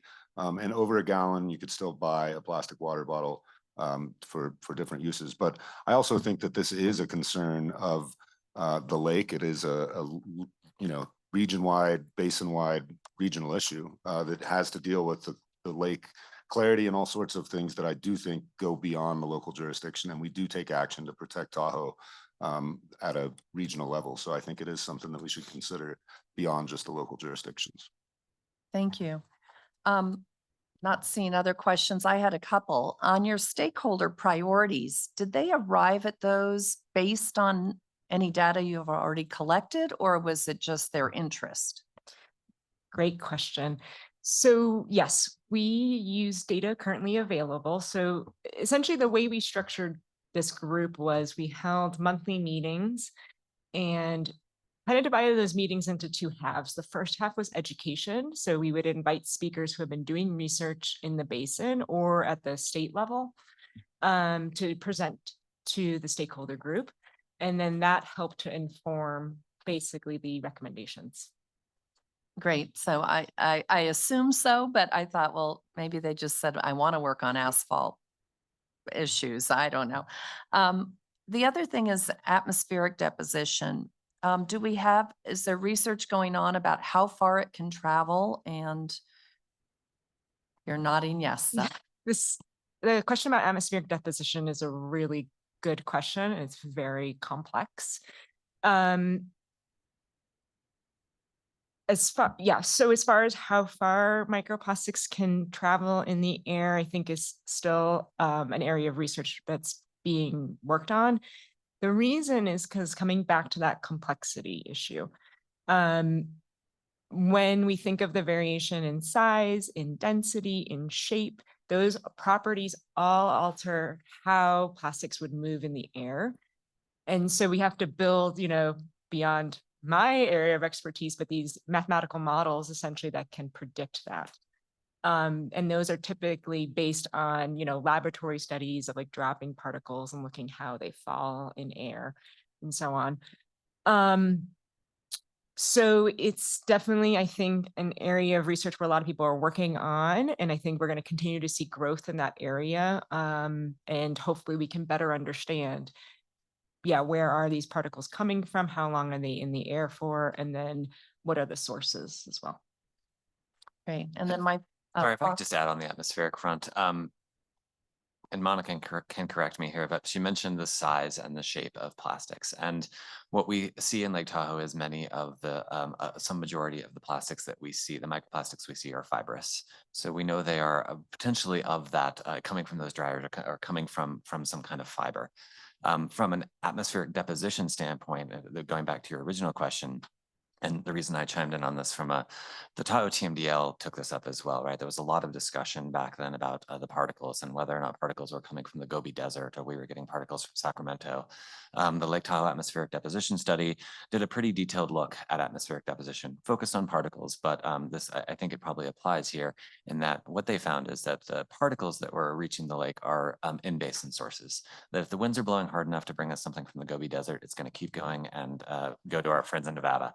And so I think that's a big part of probably what's going on with microplastics. Again, an area of research need, but it's likely that the microplastics that are deposited on the lake via atmospheric deposition are in basin sources. And even in the snowpack as well. I believe, yes, I was just wondering if it was. I will in defer the to Dr. air, Arienzo because she's actually studied the like, snowpack. Yeah, the snowpack, we've been, my group started, actually, one of the first studies we did has been in snow because it serves as such a wonderful, basically sampler of an entire winter time of what's being deposited on our snowpack. And so that research is ongoing right now. I can't really share anything yet on it, but that's why we've been starting with the snow. We want to know exactly this question. Great. I have one final, you've kind of answered it. But specifically fibrous, polymers are what you're seeing in the lake water right now, or that's the majority. I think if I recall correctly, from the surface of the lake, what they found was fibers and then also fragments as well. So like flakes of plastics. So kind of suggesting again, this textiles and maybe some bigger breakdown of bigger pieces of plastic as well. Could also be from ropes and those types of things. Okay, great. Thank you. Okay, so more questions now. Sorry, thank you. No. And I will use another dated reference to go along with our milk delivery. The graduate was right? Our future plastics, we're dealing with them. Here we are. I saw the original. You saw it. Oh, I saw the original. In a rerun. Anyway, so I see NRDC puts out the worst of the worst of high priority plastic materials. I think it's yearly. And I'm just wondering, just to sort of build off things that I've heard from Alex and Brooke, if perhaps the science could lead us, instead of focusing on the end product, but on the actual chemical composition of the plastics, as perhaps we should be banning the worst of the worst, right? And sometimes that's dryer sheets, sometimes it's in the water bottle, sometimes it's in the bag, but bag, I'm from Wisconsin originally. If we're not, to sort of target the worst of the worst, should we be looking instead at the end use product as the actual chemical composition and talk about perhaps banning that and then going from there? Yeah, this is a great question. So during the manufacturing process of plastics, there's a lot of additives. So things that are added in that process, from things like things that help protect that plastic from breakdown from UV light, to additives to help make it actually dye the colors. And so all of those additives may also contribute to kind of this, how harmful those plastics may be. That is really a frontier of research that's definitely under study. There's a really wonderful UN report that came out about the additives in plastics. I don't remember the exact numbers off the top of my head, but a very small percentage of research has focused on what are the impacts of those additives. So again, coming back to how complex this question is, when we think about what is the worst of the worst, it's going to really depend on what you're talking about and what types of plastics.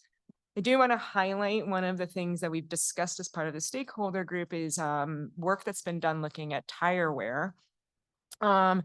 And in the manufacturing of tires, they do put this additive. This additive breaks down and creates a compound that has been shown to be harmful for some types of salmon species and can result in death. And it's been linked to some of these big die-offs that they've observed in the Pacific Northwest of salmon. This is the type of research that I think as a community, we need to keep doing to understand, what are these harmful chemicals that are added to plastics and what are their effects to our biota. And so tire has come up a lot in our discussions with stakeholders, I think because of the understanding of the harmfulness. And coming back to the comment about EVs, right? As we transition to a lower carbon emission future, that these are the types of questions we're going to have to keep asking, especially with EVs, right? Now we have less tailpipe emissions. What are those other emissions? And what does that mean for the environment? So yeah, great question. I'm sorry, I don't have a better answer. Yeah,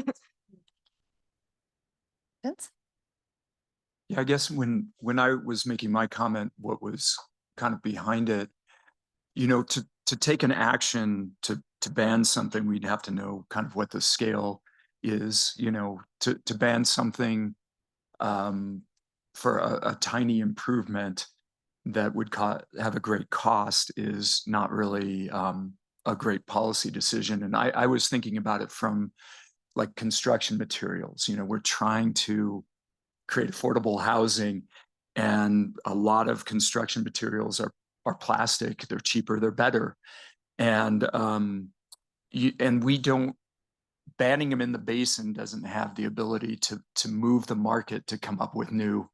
We're only 50,000 people, but hopefully the states like California does have the ability to move the market and create new materials. So I guess that's kind of the guidance that I would look for is, you know, what's the magnitude of these different products on the impacts that we're seeing, and also, yeah, which ones are the worst for health? Because you know, I remember we used to throw our styrofoam cups in the campfire and then smell the, the flames because they smelled kind of good, you know, like as kids. So I think I have a lot of innate toxic poisoning. Yeah, explains a lot. But you know, everyone thought gasoline smelled pretty good back in the day too. So, you know, we're probably still a little better off than we were, hopefully, but we have a lot of room to go. But I guess that's what I would be really looking for from you guys. Yeah, where are the impacts? What can we change up here? Because we can't ban a lot of things because people just get them from out of the basin anyway. So anyway, thank you. Ms. Aldean. I'm sorry, I forgot what I was going to say. I was focused on Vince huffing styrofoam.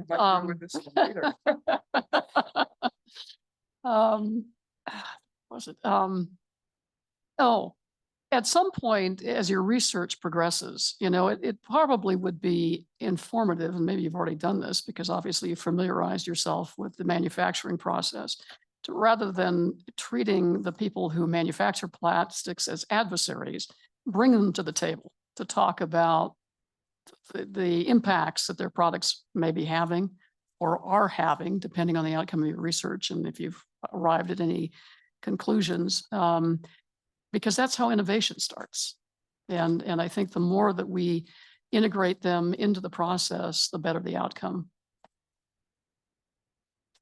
Yeah, can I just make one quick comment? One thing I just want to highlight, and hopefully Bob agrees with me, is I think the work we're doing right now, I don't see it ending immediately. We've kind of discussed this, is we do hope that the work we're doing at the council on this issue continues in the future, because we are going to keep learning new things.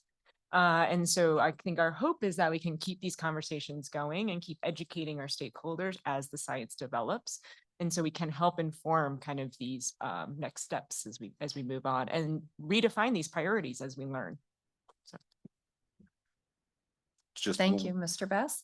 One last point that Vince has kind of brought up to me that really, you know, that's why the single-use plastic bottle ban, I feel like, is low, you know, hanging fruit. We are not affecting the market. The merchants have the ability to move to glass or aluminum.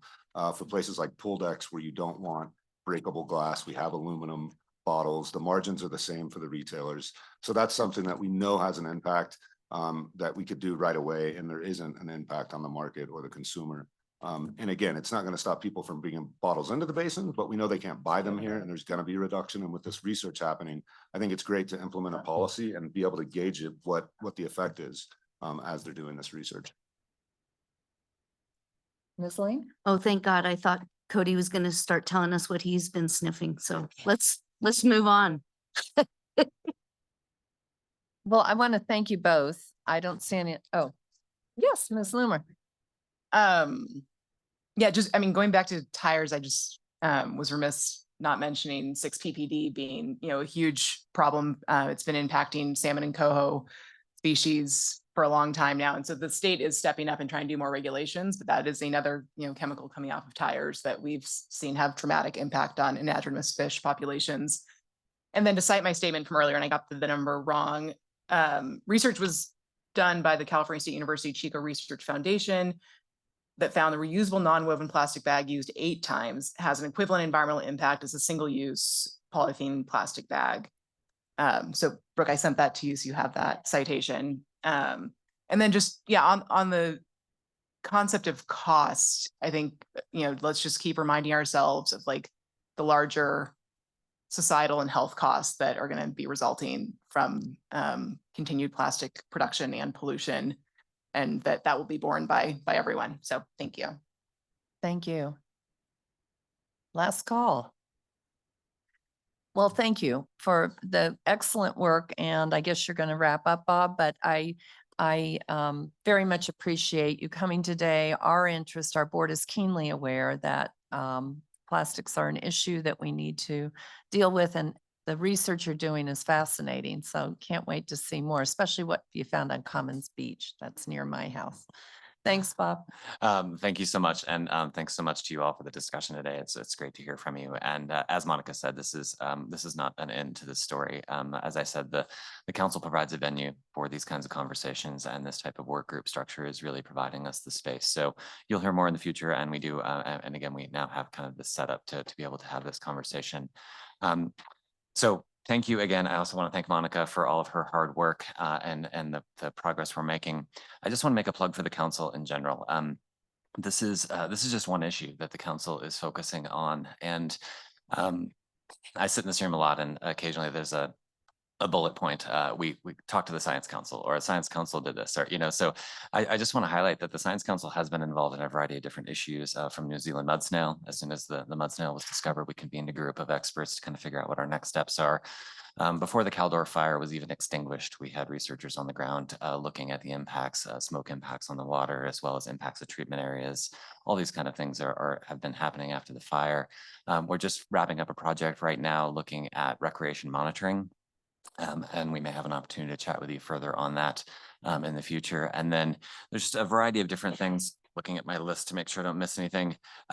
Thresholds, right? That was the one I wanted to mention as well. You're going to talk more about thresholds today, and we've been involved in thresholds since the beginning. So as you go into your retreat tomorrow, I just want to encourage you to consider the council. We're here to tackle these tough issues and provide the science guidance that your staff and you need to make decisions, and we want to serve where we can. So thank you again for your time, and thanks for having us today.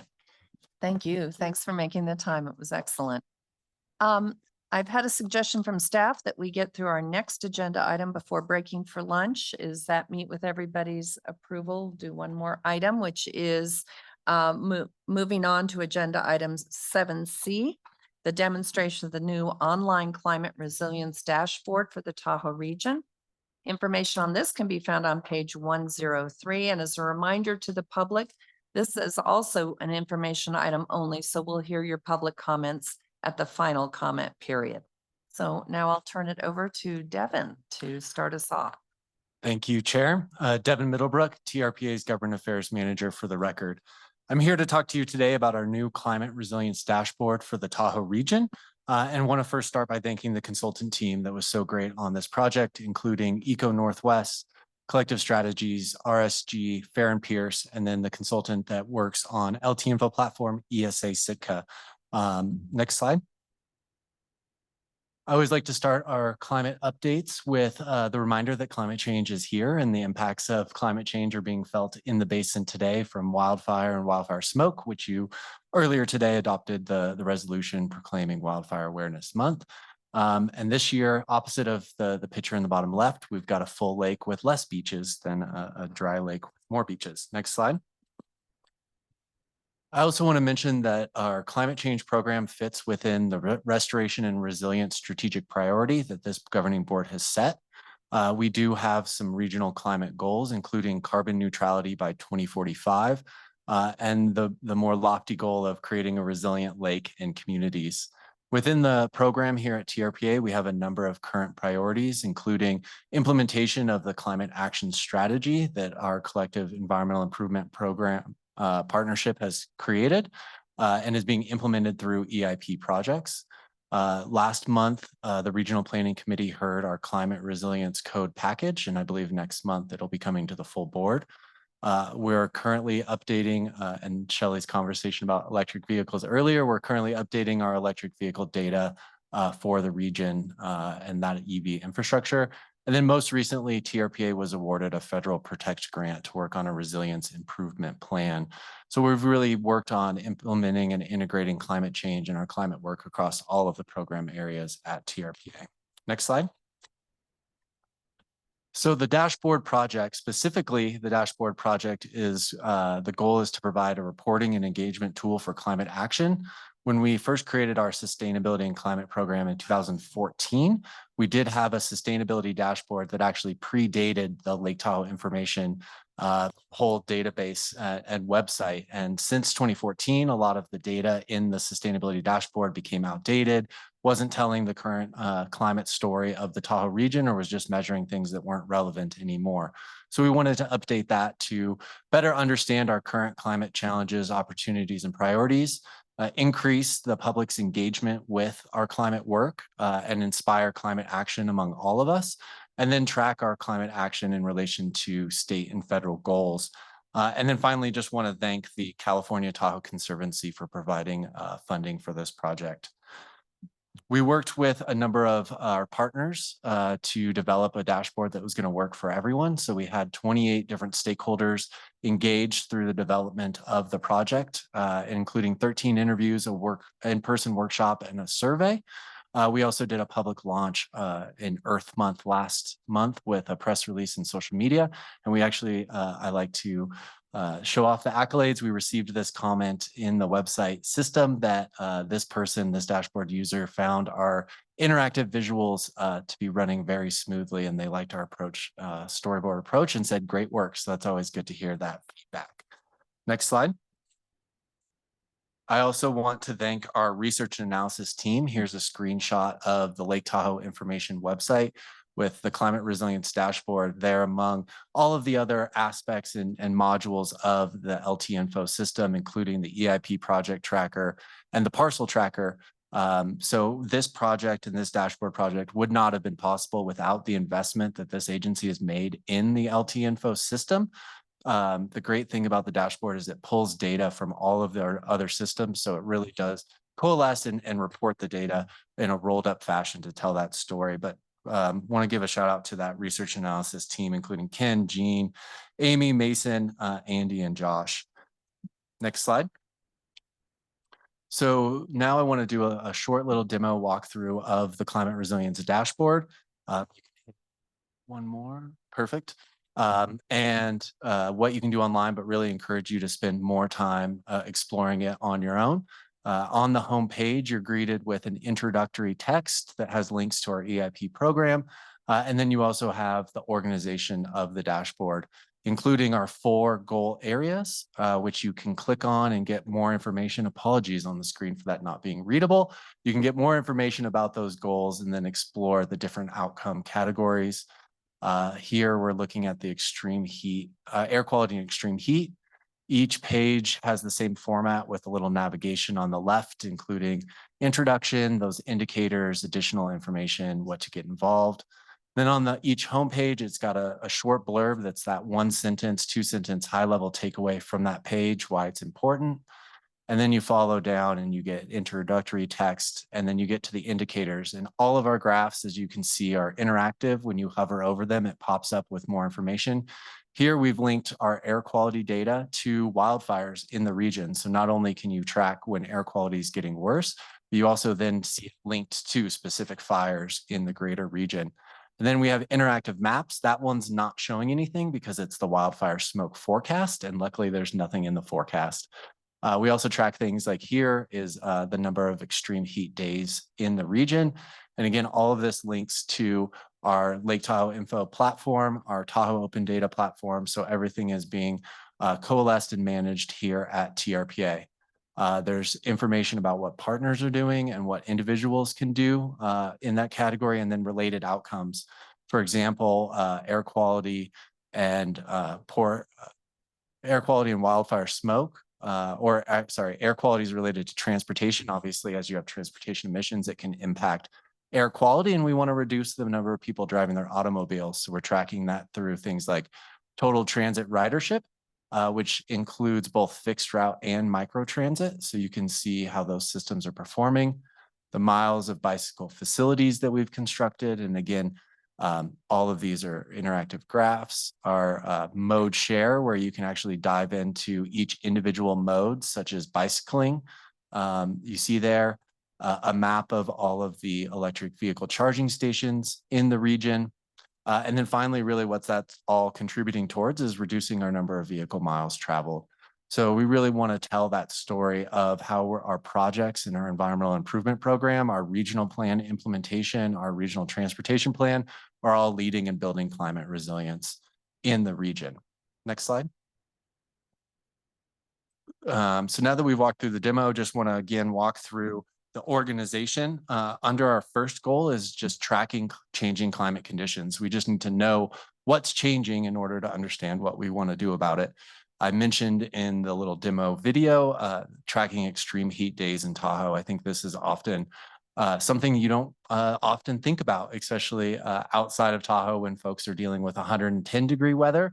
When it's 85 degrees here, that sounds not so bad, but for our climate, that is considered extreme heat. And much of our aging infrastructure doesn't have air conditioning. So it's an acute problem up here that maybe isn't always recognized. Next slide. Under goal 2, we want to support a resilient environment. And again, in the theme of this month being Wildfire Awareness Month, you can see here we are tracking forest fuel acres of forest fuel treatment, but not just total acres. We also include where those acres are taking place. And further in the dashboard, we actually have a map of all those projects. So people can not only see you're treating forests, but they can see that we're prioritizing that treatment in those areas closest to our neighborhoods for community protection. Next slide. Finally, goal 3 is promoting a resilient built environment. And this is all about implementing our regional plan.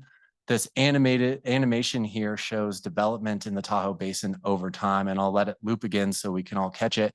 It starts back in the 1940s, and you can see each little blue light is a new development. You can see a lot of activity leading up to the 1980s. Following our regional plan and our development cap system, you can really see that that pace of development is more paced out and taking place in closer to our town centers. So you can start to see through visual animations the history of our development patterns and the impacts of our regional plan on the system. Next slide.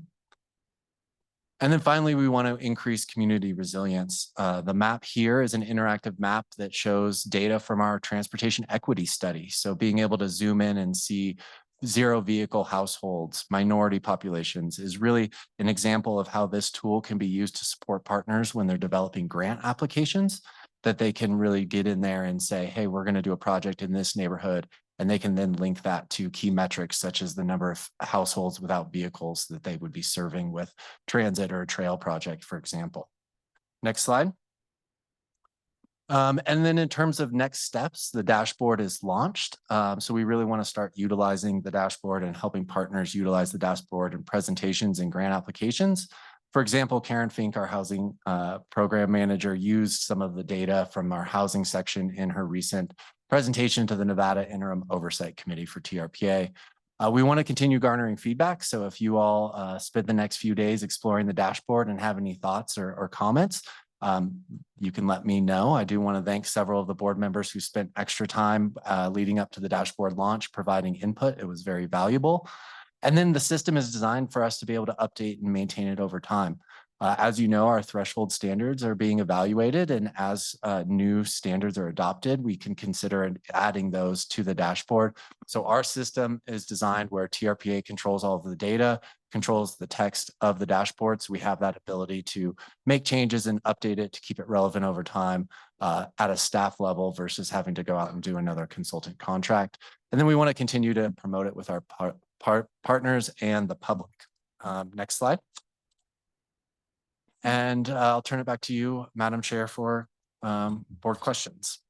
Thank you, Devin. Excellent work. I mean, that is great. I didn't have a chance to look at it before we got here today, so that's a great demo. Questions or comments, board members? Ms. Loomer. Yeah, just to say, appreciate all the work that's been done on this and the proactive outreach of staff to, I think, various board members to get their input in the development of this. I think accountability and transparency is super important, and this really lends itself to that. So please see, I think it'll be helpful to understand, and we talked about this previously with staff, but how often all these data sets are getting updated, just so we can have kind of an expectation of like, is it every 5 years? Is this, up to date? Has this not been updated in 5 years? Is it an open data source that we can rely on over time to be updated? I think that's, just helpful to understand. Did you want to? Yeah, I would just say I did receive that comment from you, and we have it on our wish list of things that we're going to continue building. But I think the broader question of data, and was one of the challenges with the previous dashboard, was every single data source was manual entry. So every January I would sit down and spend multiple hours and multiple days putting in all this data.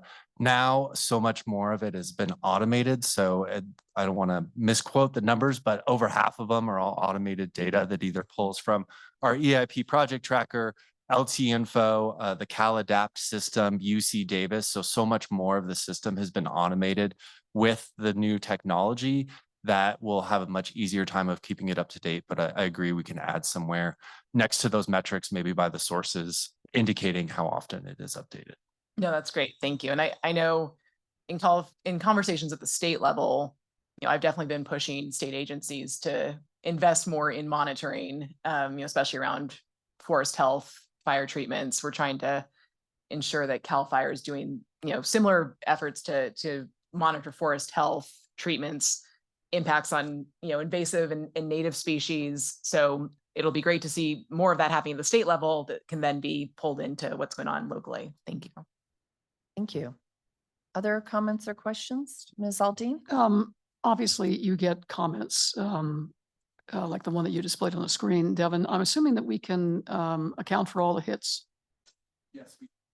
And can you relate to us how many people are actually visiting the various elements of the dashboard? Correct. We do have Google Analytics set up on the website. And I was looking at those numbers this week. So for the old sustainability dashboard, we had about 1,500 users last year. In the about a month that this dashboard has been open, we've had about 500. So in 1 month, we've had almost a third of total last year's total. So we're already, obviously you launched it and you're seeing that.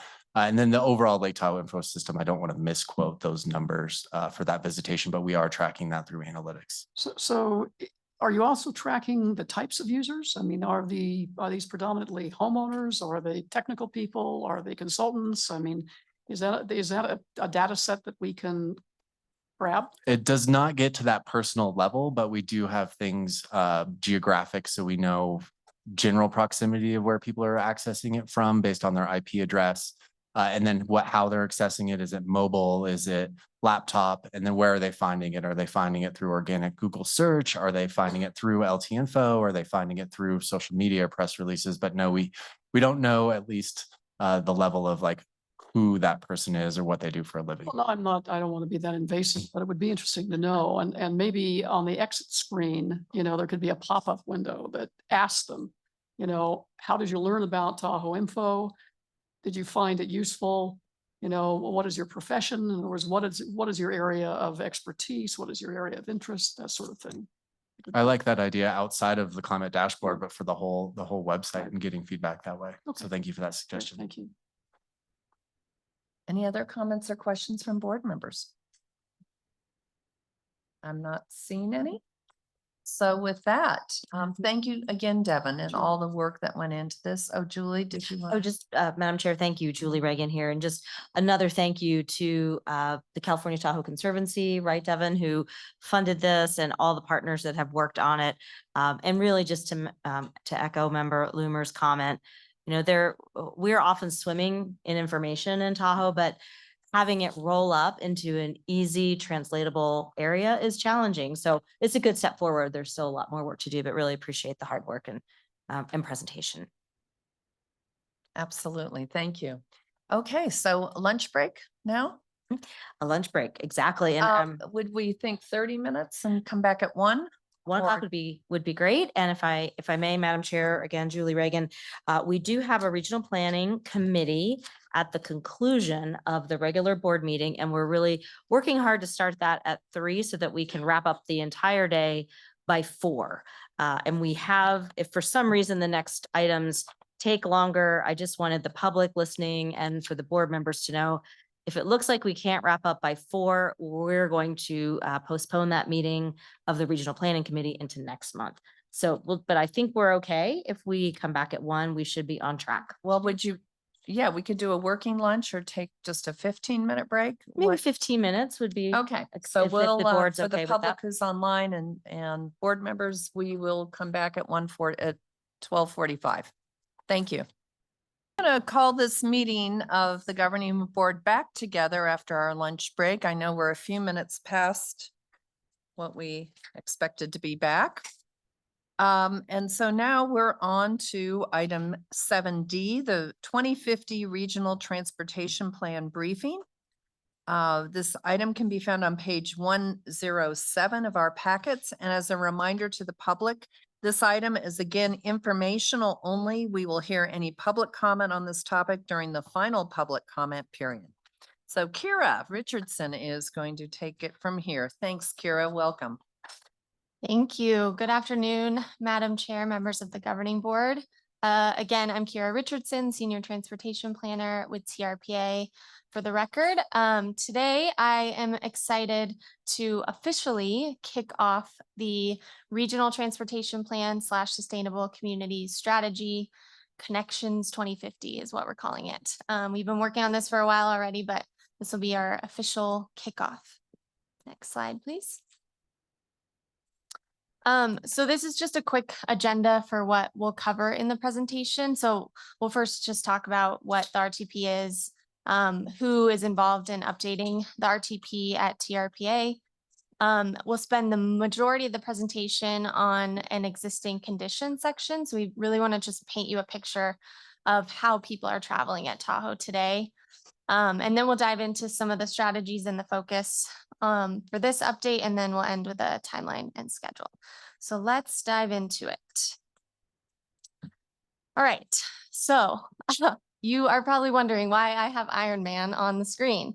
I promise you I will come back to the RTP, but just indulge me for a minute. So Iron Man is on the screen because Iron Man 1 is objectively the best Marvel movie. If you want to debate me after, I'm happy to talk about it, but Iron Man is also objectively the coolest Marvel superhero. He just is. He's made of metal, he goes fast, he's super reliable, always there when you need him. And yeah, Iron Man's the best. So imagine for me that you're attending a Marvel movie festival at Heavenly Village Cinema. Next slide. So you love Iron Man, because who doesn't? And maybe you watch Iron Man more than any other Marvel movie, but for this Marvel movie festival, you're really interested in watching maybe something else. Maybe you want to watch Guardians of the Galaxy or Captain America. Just something different, shake it up a little bit, have a nice choice, but there's a little bit of a problem with your choice. Next slide. So Guardians of the Galaxy, it's sold out. Can't watch it. There's a 90-minute wait on Captain America, and you just don't have the time to wait. The theater operator for Black Panther called in sick, and so they had to cancel those showings. And then the theater door to Black Widow, unfortunately, got blocked by some snow, and it's going to be a few days before they can clear that out. So it's out. So Iron Man is your only option.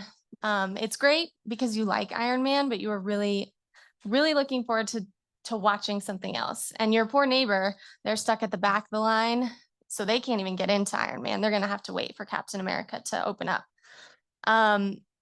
So where am I going with all of this? Well, this is, of course, an analogy for our transportation system, of course. Next slide. So this is, the pictures up on the screen are real life challenges that are facing our community in transportation and how they navigate the transportation system. And these are their options, aside from a car. So we're all Americans here. We like independence, we like choice, we like accessibility. in our entertainment and in our transportation options. And for the latter, there are some people who don't have choices and our network still needs to work for them. So your neighbor who got stuck at the back of the line, they didn't even get to choose Ironman. They had to wait for something else. And the reality is that our current transportation network limits our transportation choices and almost always prioritizes the automobile. So much like Ironman, the car is oftentimes the best and only option for our Tahoe communities. And many of the other transportation modes just can't compete. But it doesn't have to be this way. Next slide. When our Marvel heroes come together, they are the Avengers. They are unstoppable and more powerful than when they fight alone. And much like our Marvel heroes, if our transportation network is connected and accessible and safe for all of our users, we too can achieve greatness. Next slide. So without further ado, we would like to introduce you to Connections 2050, the Regional Transportation Plan / Sustainable Community Strategy Update. We're here today to give you a preview. You get to watch the trailer, if you will, for this plan update. And you'll see our friendly wildlife up on the screen. These are our characters. They'll be guiding us through the RTP update and helping to illustrate our vision for 2050 transportation network. So we wanted to introduce you to them today. And you'll be seeing a lot of them throughout this update. Next slide. All right, so let's dive into some of the not so fun stuff. So what is the RTP Sustainable Community Strategy? I know that many of you have been involved in this planning process before, but I know that some of you are new, so we're going to just give you a quick overview.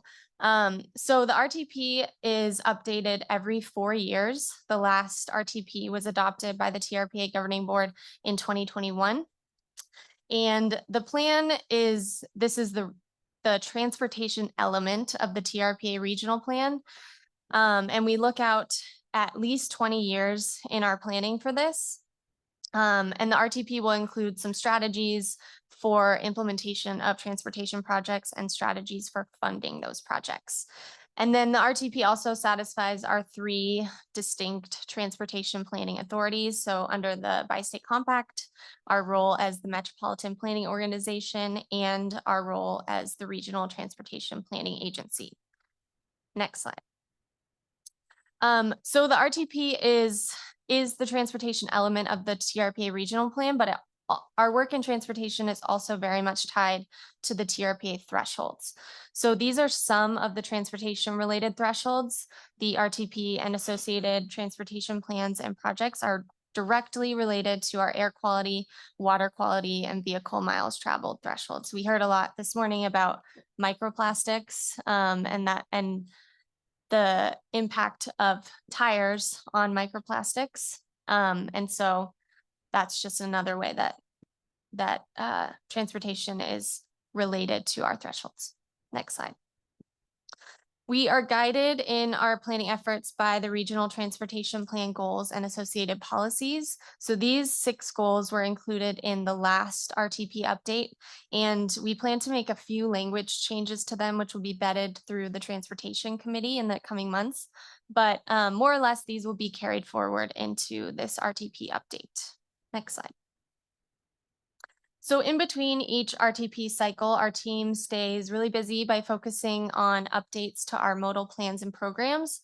So all the work that we've done in the last 4 years and the completion of plan updates, more recently, the Vision Zero strategy, the active transportation plan, the trail strategy, and the transportation equity study, some of those that we've brought forward to you all recently, those are all folded into the RTP update. So the work that we completed during those planning processes informs our RTP strategies and projects. And it's sort of this big feedback loop and cycle where we're constantly updating our strategies and plans as we learn new information, and then it all culminates in the RTP. Next slide.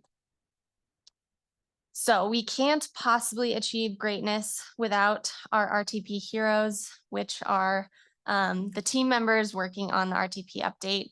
There will be many different TRPA staff and departments working on different elements of the plan.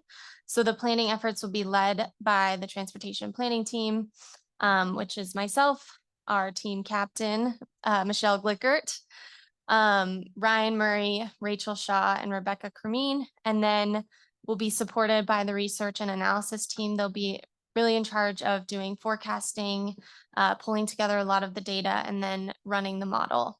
And the research and analysis team will be supported by our long-range planning team, and they'll be helping in some of those land use and housing assumptions. And then our transportation implementation team, which is Nick Haben and Judy Weber, they'll be working on the project list and funding assumptions, which are really the sort of the core of the RTP. And then all of us will be supported by the communications department in our outreach and engagement throughout plan development. Next slide. Okay, so I'm going to dive in now to some data and travel trends. This is going to be sort of a data heavy, map heavy portion of this presentation. But really, we want to sort of answer for you the question of how do people travel at Tahoe today? And so we've organized this section around 5 key questions to sort of tell the story of how people are traveling. So the first is who makes trips? Then what trips do they make?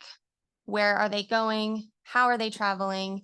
And then what are the barriers to travel? So I'm going to walk through each of those questions and support them with data.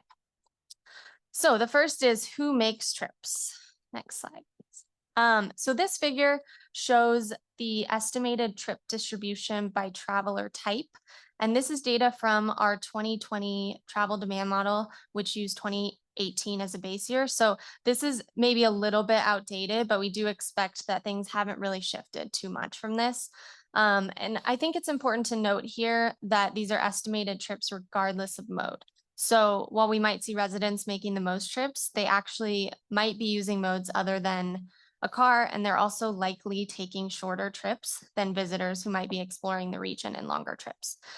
Visitors also tend to travel together, so their trips will include more people, which is why visitation may feel more impactful than what's shown here. Next slide. So the next question is, what trips do people make? Next. So this figure shows the trip distribution by trip type, and we've organized this into 3 different trip types. So the first is in and out of basin trips. So these are any trips that start or end outside of the basin. So this could include visitors coming to the beach, workforce, commuters. So any of those in and out of basin trips. You and me going to Costco maybe. And then the next category are recreation trips. So these are all trips that are to recreation sites or for recreation purposes, and that could include like gambling. And then finally, we have everyday trips. These are trips that are happening to work, to school, to a grocery store. And so we're going to be using this data to help us develop different strategies and projects for each of the different trip types. Next slide. So this next question is, where are people traveling? So these 2 maps are showing seasonal trip activity within our transportation analysis zones. So the left is showing trip activity from July 2023, and the right is showing trip activity from February 2024. And the takeaway here is that while there may be differences in where people travel depending on the season, so we might see more people at beaches in the summer and more people at ski resorts in the winter. Regardless of the season, our town centers have the highest trip activity.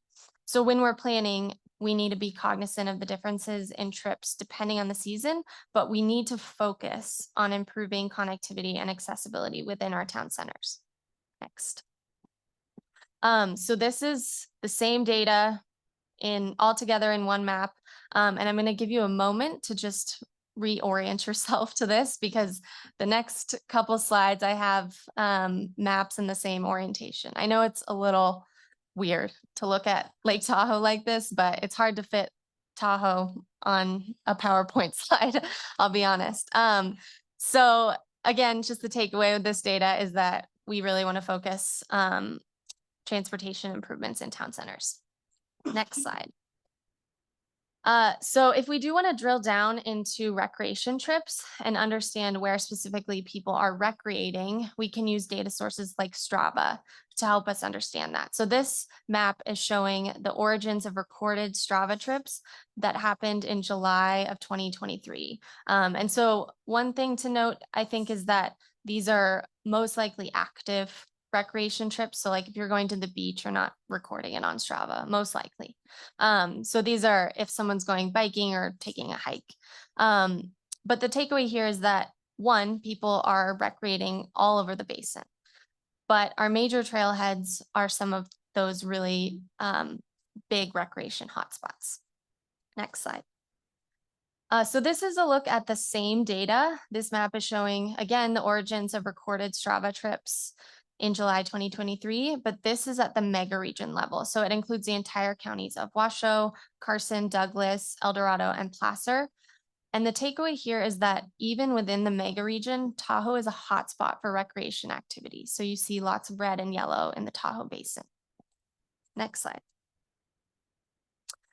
Okay, so this map is showing modeled trip density. And this data is from one of our big data providers, Replica. And I want to emphasize that this map is not showing congestion or traffic, but rather within the region, it's showing where most of the trips are happening. So you can see that the Highway 50 corridor, all the way from Spooner Summit to Echo Summit, has the highest trip density relative to the rest of the region.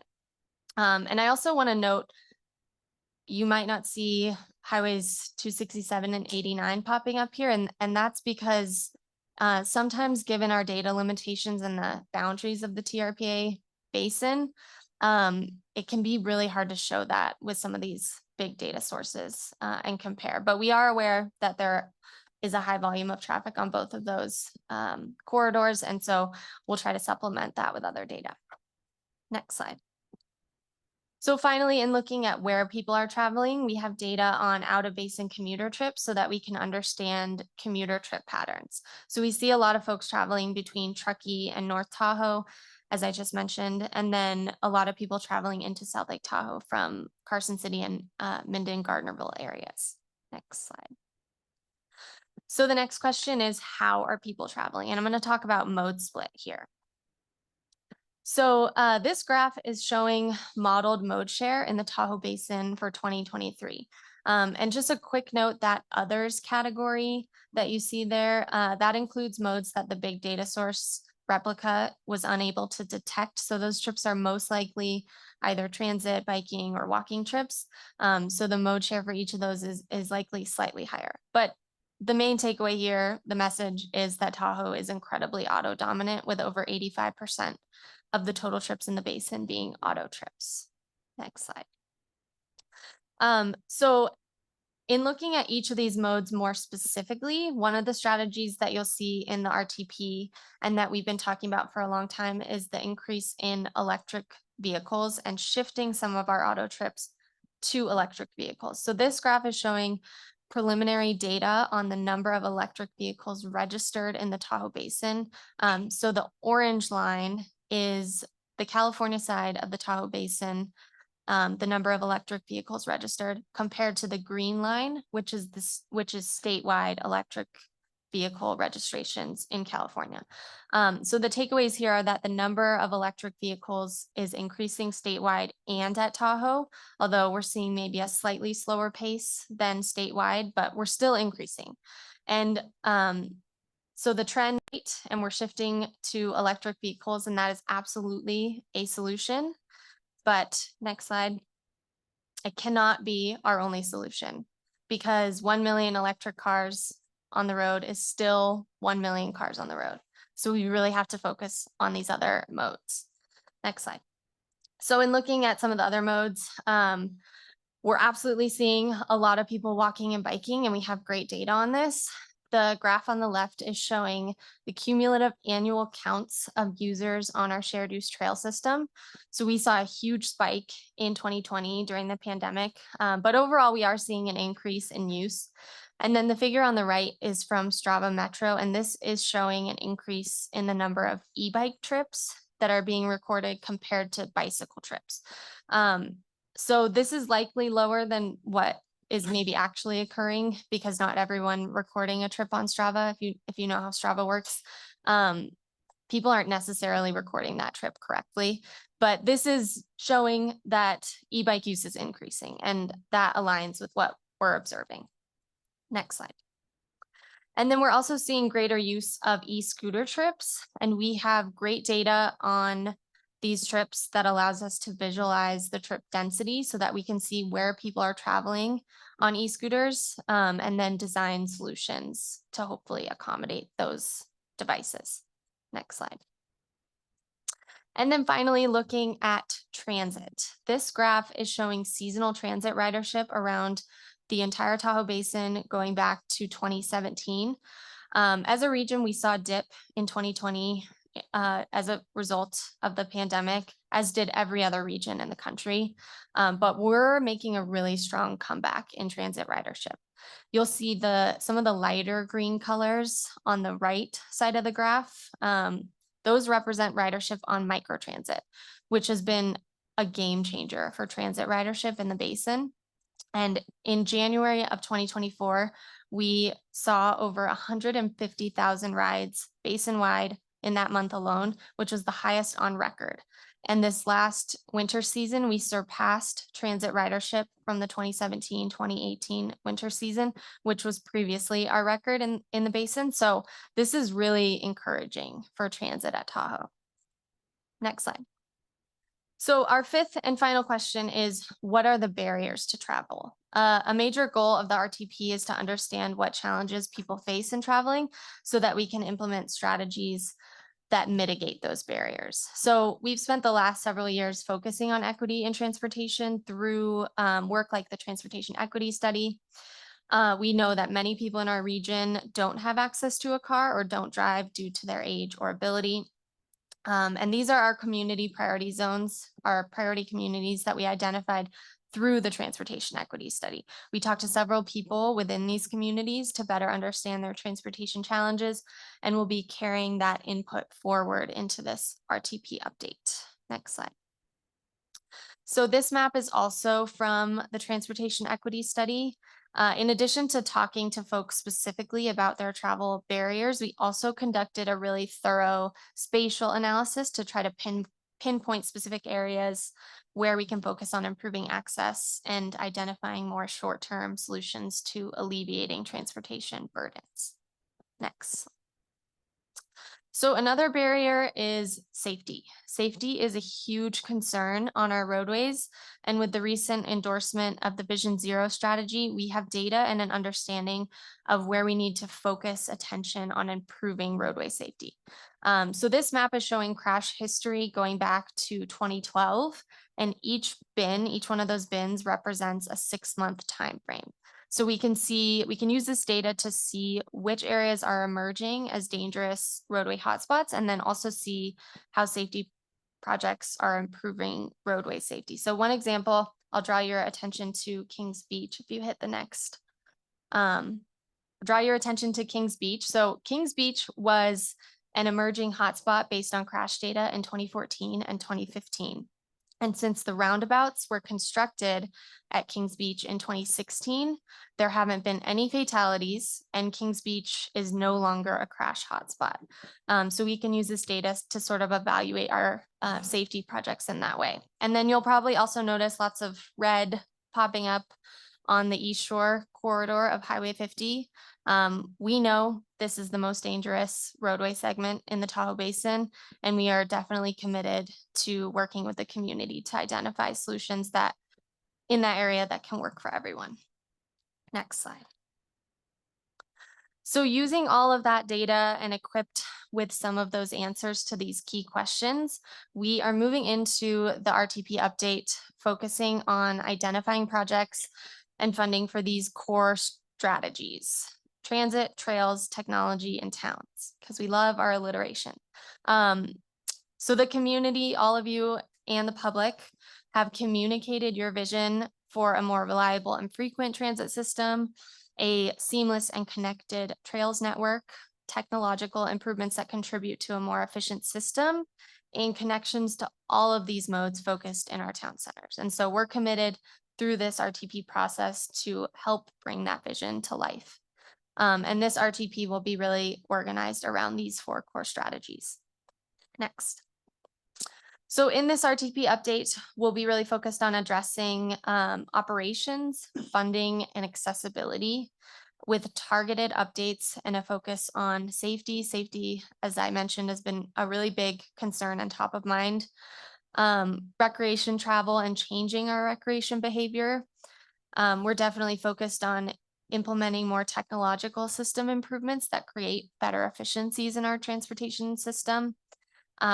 We're focused on identifying funding solutions for maintenance, roadway maintenance, and transit operations.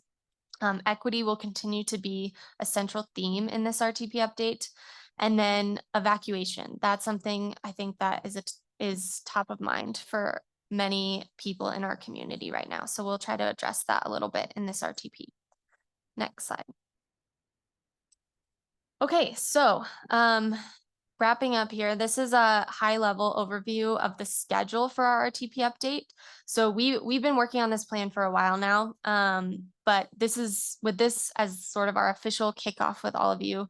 We'll be diving into plan development and public outreach over this summer and into the fall and winter.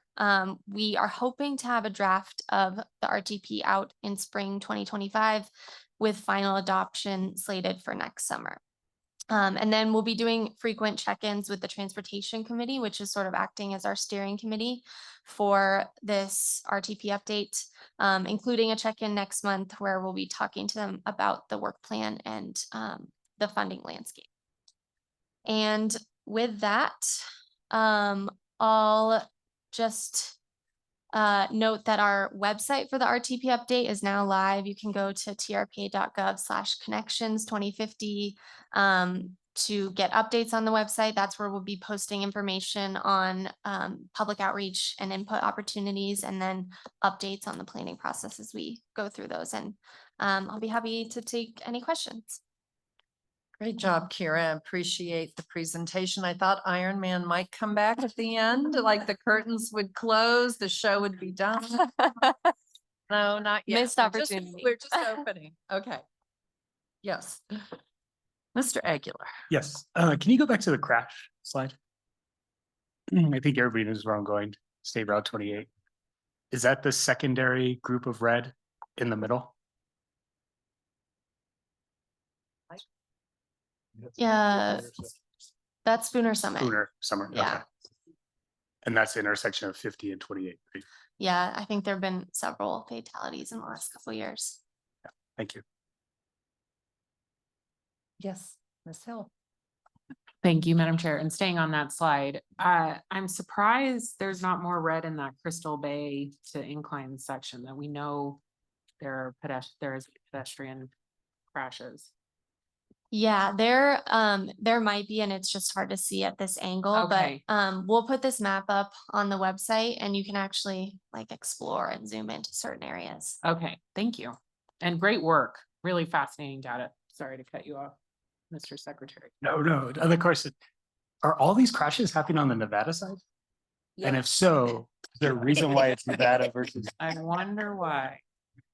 I'm just wondering.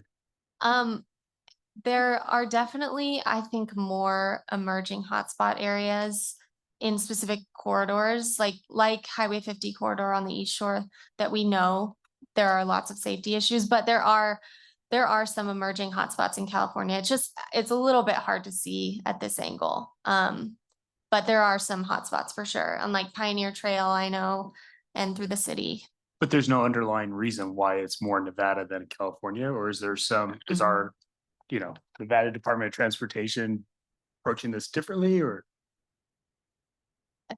I don't know if I want to speculate on how NDOT Is it money? Working, but I definitely think that through the US 50 corridor management plan, NDOT is very much aware of this issue, particularly along this corridor. And I'm not an engineer, so I can't possibly speculate on what the underlying issues are. Is this being shared with the Nevada Legislative Oversight Committee? It is. I mean, I think it's important for the legislature to see that human lives are being impacted on the Nevada side at a significant rate. Let me jump in on this one. I was with my retirement job was Douglas County Sheriff. I did that for about 20 years. I don't know how to quit. And why am I still here? I don't know. But one of the things I can say is NDOT has really stepped up to the plate to try to correct some of these areas. One of our biggest hotspots was at Zephyr Cove.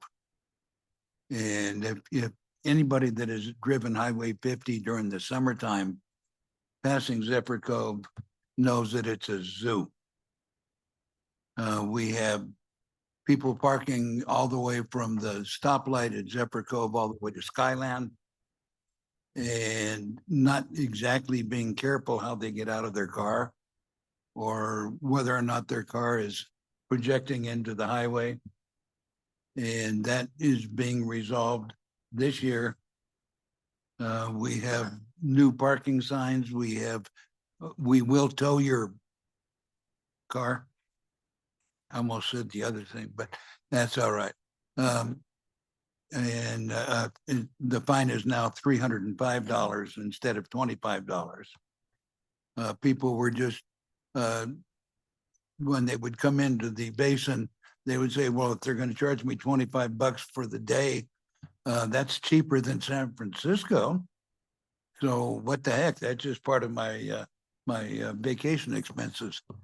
But they have now put the signal at Warrior Way, which will slow people down significantly, as well as coordinating with the signal at Zephyr Cove. They were talking about putting a roundabout at Zephyr Cove, and I don't know how you spell gridlock, but I spell it roundabout at Zephyr Cove. But they backed away from that, thank goodness. And we are now going to be working on having paid parking up towards the high school to get these people off of the road. And we have crosswalks now with signals. So hopefully that will be addressed significantly.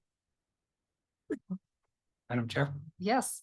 Well, I think that's great on Highway 50, but State Route 28 is now experiencing those same problems. They're working on it. They're working on it, but again, how many lives? That's the question. Mr. Settlemeyer and then Ms. Lane. Appreciate the opportunity. Do we happen to have an overlay of traffic count to add to this layer? Because I think that's a very important thing to look at. I'm willing to say that if you look at the larger number of accidents, probably corresponds with a higher number of traffic. If you look at Sand Harbor of 1.2 million visitors in a very 4-month to 6-month period, it's actually amazing. On SR 28, we don't have a lot more problems right there. And I do believe some of our additions with the different parking lots that are being discussed, being put in, will help alleviate this problem. Then hopefully we can ticket people a little bit better, which I think will also help go after a little bit of the problem. But I was just kind of curious if we had any, like a traffic count map we could overlay on this right now, just to take a look at it to understand some of the numbers. And as far as the state line corridor, there were plans and theories of how to try to help some of the traffic issues there, but they were not necessarily universally agreed to by all states and therefore did not happen. Thank you, Director Sotomayor. I think, yeah, if you recall that map that showed sort of the red line, that's where you saw the intensity of users, right? Was on US 50 East. That's also where we have 4 lanes of highway. We don't have that anywhere else in the basin. So those characteristics do play, a role. The number of users, how many lanes we have available, the other recreation hotspots, like all of those characteristics do play. So you can see, that correlation when you're sort of looking at that user map too. But thank you guys for your input. It's very valuable. And then one last thing, if I could, Madam Chair, is there any correlation, or could you get the data? Sometimes all accidents are tragic, do not get me wrong, but sometimes there are other forces at play. People's recreational habits, sometimes in some of these accidents. Yeah, I can speak to that a little bit. So I also just want to caveat that crash hotspot map, it's not just fatalities. There's severe injuries and other injuries included in that. So just not those red bins don't represent people dying in all cases. And then we do actually have a dashboard, a crash dashboard, where you can dig into specific crashes. And we could get the link for that. And you can see like the cause of the crash and some of the other factors that went into that directly on that dashboard. I appreciate that. I think we can do a much better job, but sometimes we can't eliminate all issues. Thank you. Yes. A follow-up to Director Sotomayor's point. So is Nevada then using as a path through to California, and Nevada's shouldering the burden of some of the externalities of that pass through? Obviously, I can't speculate on that, but I think you might be onto something. I mean, I would say the volume of our tourism still comes off of the California side over at the Summit, or, you know, the 80 corridor, just on the volume of tourism coming into the basin. So. But that doesn't solve, that's a different conversation than this area of the lake. Right. And so if Nevada's shouldering the burden for people to pass through to California, I'm just trying to figure out the data, the appropriate data on the situation. I have appropriate understanding. And then you can start to assess and determine the funding issue, which Chairman Commissioner Hill brought up. Is my line of thinking just bad, or am I flawed, or sorry, I'm I'm naive to all this. I think you're spot on. And, you know, I don't know if we have all the answers to those questions today, but this is definitely something that we'll drill into as we start to develop projects, specifically roadway safety projects for these areas. And we'll definitely be gathering more input on that before we finalize anything. Ms. Aldean? When I look at the data, what it tells me is that, you know, you've got a lot of gridlock on the West Shore, 2-lane roadways. People can't speed, you know, they can't travel as quickly. On Highway 50, you know, beginning at Spooner Summit all the way down to South Shore, you've got multiple lanes. And I think that people, again, it's an enforcement issue. I mean, we need more highway patrolmen, you know, ticketing people for exceeding the speed limit, because I'm assuming they are speed related crashes for the most part. I was just going to add, I know the US 50 East corridor plan is kind of finalizing their plan right now. So we can come back and have an update on corridor planning work, including that. So we can kind of do a more thorough discussion on those particular corridors, but I know that is in the works. That final plan is coming out. Yeah, I think if you look at the Kings Beach and talk about the roundabouts, the crash data went down, but the congestion levels went up and delay times, right? Because, well, yeah, because of the pedestrian activity and at those particular roundabouts. So that would be an interesting one too. Yes. Yep. Thank you, Madam Chair. Julie Reagan, TRPA Director, just to emphasize the point that Kira made, rewinding back to Rachel Shaw's presentation on the Vision Zero safety strategy. We will send an email around to the link that Kira mentioned with the crash data. So you can actually click on a map, look at the cause of the crash, and then we can do some analysis and bring that back to the board. But just to scale up the conversation around corridors, you know, it was really only in the last 5-ish years that we as a basin came together to break down the lake into these corridor segments. So we're able to now dig in deeper than we were before. And I know we all have worked very closely, you know, with NDOT, with Caltrans, sharing this information. And I can attest on that Highway 50 stretch that NDOT really has stepped up patrols, and speed is a factor. And we definitely talked about that in the active transportation plan discussion of, particularly with pedestrians and bikes, and the level of severity of injury is directly linked to speed. And so the more work we can do to slow in those areas where there are multiple lanes. That was the case in Kings Beach. Member Aldean will remember how difficult those hearings were, because it was really the only place people could pass on the North Shore and they would speed up through Kings Beach. People were getting killed. So it is a trade-off. There have been fewer fatalities, but there's more congestion. And so those are some of the policy trade-offs, but it has saved lives on the north end of the lake.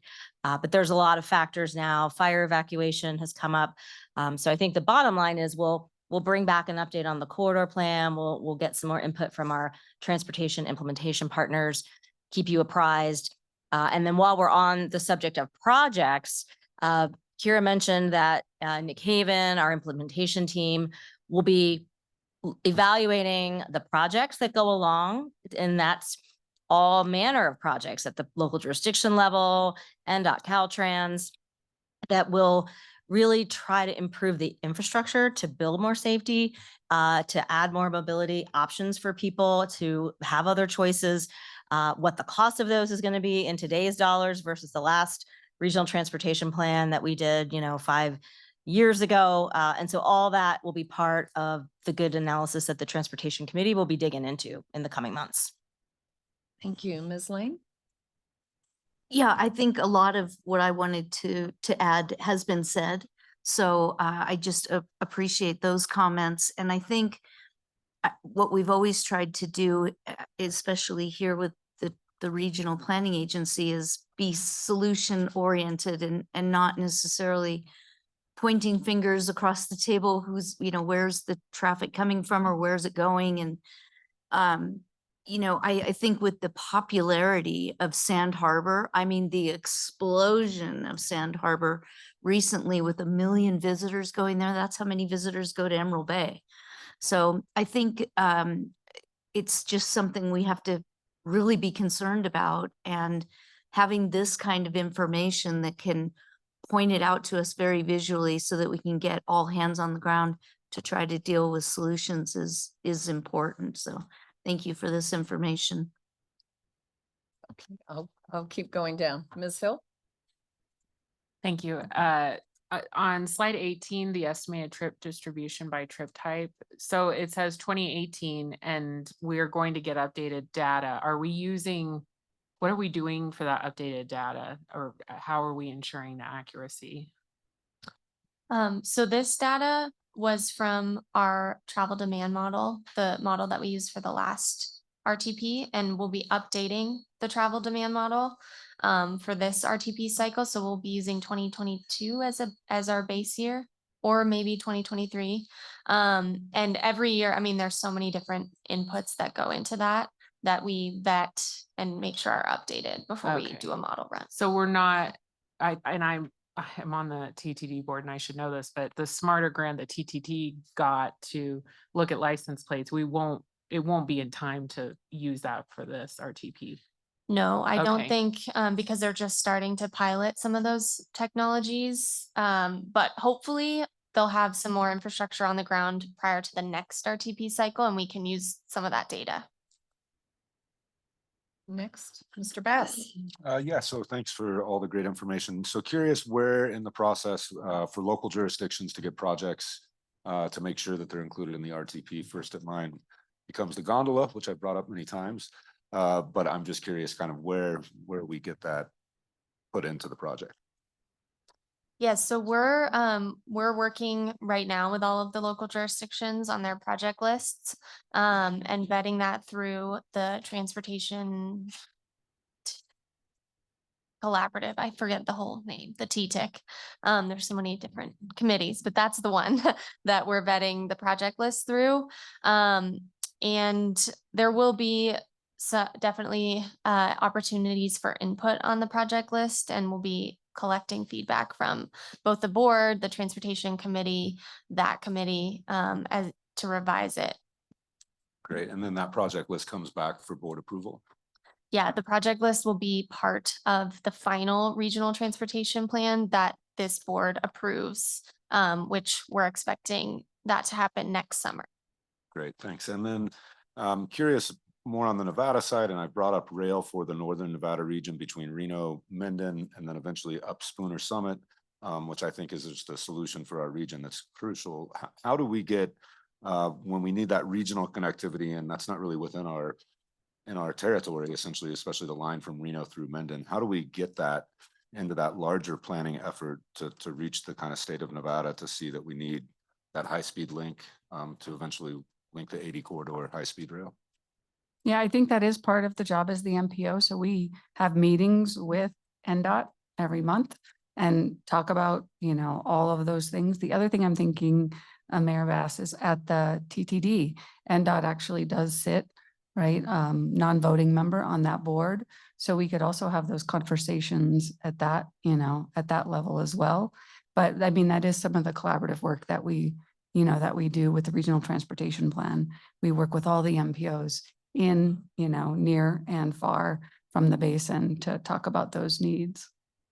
Great. Yeah, just a thought on the eastern part of the 50 corridor through Spooner. If we were to put rail there and eliminate the fourth lane on, you know, the downhill section and then switch it when you get to Spooner Subbridge, because most of your high-speed traffic is heading downhill trying to pass vehicles, but you need both lanes uphill for slow-moving trucks. So if you eliminated that fourth lane with rail, I think you would see a huge safety benefit on that corridor, as well as being able to move people into Tahoe without a vehicle. Thank you. Mr. Aguilar? Yeah, I just want to say I'm not looking to place blame. What I'm trying to do is get clarity of understanding what the situation is so that when I'm having conversations with the decision makers, it's an accurate portrayal. Again, it's my responsibility to represent Nevada taxpayers, and I'm trying to get the best for what they deserve. Absolutely. And I was going to ask a couple questions on our data sources, because I know in the past we've had a lot of questions on the data and the delays in getting the data from Caltrans and NDOT that would provide some of the answers to who is using that corridor. You'd still have to get the crash data specifically to know who was involved in the accidents. Are Californians more likely to be involved or something? I don't know. But you know, who is using those corridors and how accurate is that data? Yeah, that's a great point. We definitely struggle with delays in data, and we're limited in what we can analyze based on that. So our crash data, the most recent data that we have is up through 2021. So there's definitely a lag in that. I don't know if we've done an analysis on who is involved in those crashes, but I'm not entirely sure whether that's part of the data set, but we can look into it, and we'd be more than happy to also work with you directly and help answer some of those more specific questions that you have about the crash data.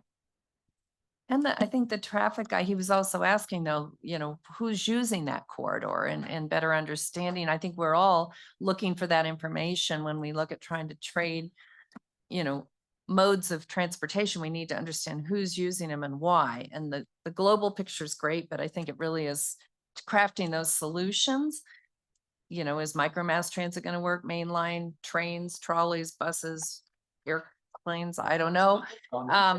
Whatever else we can think of, but we need to know who's going for how long and, you know, what the purpose of their trip is, where are the workers coming in and out, what are those corridors and that sort of thing. So, you know, I'm always fascinated by the data. I've pinged Nick and Michelle many times trying to understand the data on 267, 89, same thing.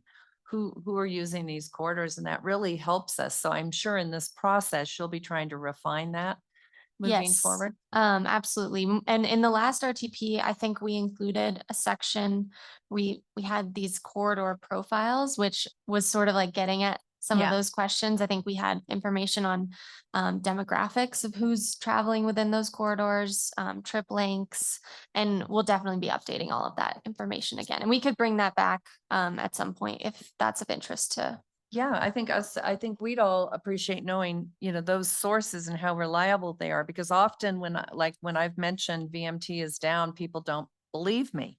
Oh no, I'm waiting longer.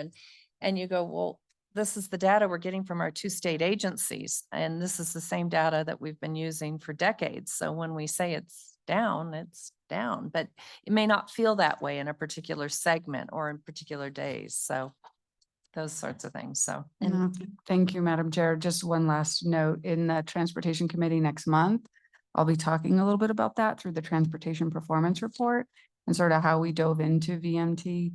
And sometimes it doesn't always correlate with how people feel. So we looked at congestion, we looked at times to really help kind of tell the story about what was going on. And we'll be doing that in June at the Transportation Committee. Thank you. And one other quick comment. I noticed the governor's revise in California cut $2 billion out of roads and transit is the proposal. Have we been given any indication of how that will affect our transit funding for the basin? I'll jump in on that. We are, Nick Haven is approaching, but Julie Reagan, TRPA director, there's a big slug of money from SB 125, I believe, Nick, that we think is intact for the basin, which of course it's very uncertain until the budget wraps up. And some of our board members are tracking that very closely and might have more information. But I'll ask Nick to maybe comment on other pots of money beyond the SB 125. Good afternoon, Nick Haven for the record, transportation team. Excuse me. The budget is not finalized. However, the May revise did maintain critical transportation funding through SB 125. And so that is just a delay rather than a cut. And it's also going to get extended out to a third year. It was 2 years of funding. So it's really one-time funding, but it's pretty critical emergency transportation and transit funding. And so that's going to get strung out to 3 fiscal years instead of 2. And we have yet to receive that first round of money. And so we're basically kicking it out a year and stringing it out to 3 years. So for us, it actually works pretty well for the transit operators and a lot of the transit conversations that have been going on in the South Shore and the North Shore. We're working with both operators to make sure that that money is secured and moving out as early as this coming fiscal year. In terms of other funding, the Transportation Development Act funding, the other main state transit funding was not impacted by the budget cuts. That's more directly tied to gas sales and sales tax. So that luckily is safe. So I think we did okay, but the dust really hasn't settled to see the true impact. I know there may be impacts to active transportation funding. So we'll have to see where that lands. And I think we'll have a better sense of that in the coming months as the budget's finalized, and we'll be bringing some of those assumptions in to the financial discussion around the regional transportation plan. Thank you, Nick. Ms. Loomer. Yeah, just to add on to the active transportation cuts, there were, I think, 300 million in reductions proposed in May, and that's on top of the 200 million that was already proposed in January. And then there's also, a shift. So I think that the total cuts in May were 973 million. And then there's 555 million shifted to GGRS, to the Greenhouse Gas Reduction Fund. So that's still getting funding. It's just from a different source. And then the reductions are coming from the general fund. Like was noted, it's not finalized yet. So for California folks, if you want to reach out to your representatives and push back on any of this, there is still time to weigh in on that and let them know, what you'd like to see remain. Great, good information. I just got a high level synopsis that said 2 billion in transit and roads, which caught my attention.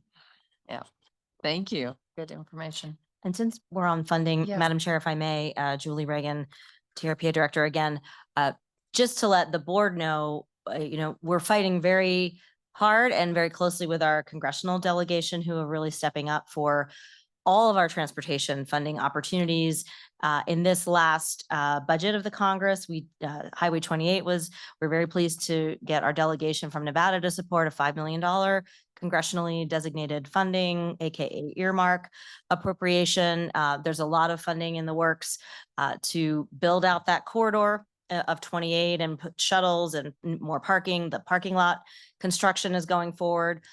That you all approved the Forest Service lot over near the Thunderbird Lodge. And we have a very big ask of the federal government with USDOT for 25 million. Tahoe Transportation District was the lead on putting in a $25 million request to invest in the 28 corridor. So as in all things, Tahoe is, a rural population. We struggle, with big city transportation problems, but we're attacking it, aggressively. So we'll keep after it. Thank you. And I know, quick, because I've been prompted that we need to move to our next item. Sorry, I was back here digging into the Vision Zero strategy that we, I think, took on in December. TRPA has got a really interesting website here that you can go through the crash data from 2013 to 2021 and filter it by state, county. What I find the most fascinating just looking at this is the Nevada crashes are daylight, clear weather, non-collision crashes. So people are swerving off the road. They're not in head-ons. Like if you click this, there's actually not one head-on that they're recording here. So swerving out, that's just fascinating to me that they're non-collision crashes on the Nevada side. So I just wanted to put a plug in here that this data is really fascinating. It's available on the TRPA website. You can dig through all the layers and there's a lot of really good supportive here that sort of, I think, explain more of what we're looking at on the graph. Great, thank you. Ms. Aldine, did you? No. Okay, then I'm gonna wrap this up. If there's no further dialogue, we are going to lose a quorum at 2:30, so we need to move on. But Kira, thank you for kicking this off, and we look forward to having you back and the Transportation Committee working on this. Thank you. Okay, we'll move then to item 10, our public hearings. I'm sorry, 9 public hearings. 9A, proposed revisions to environmental threshold carrying capacities,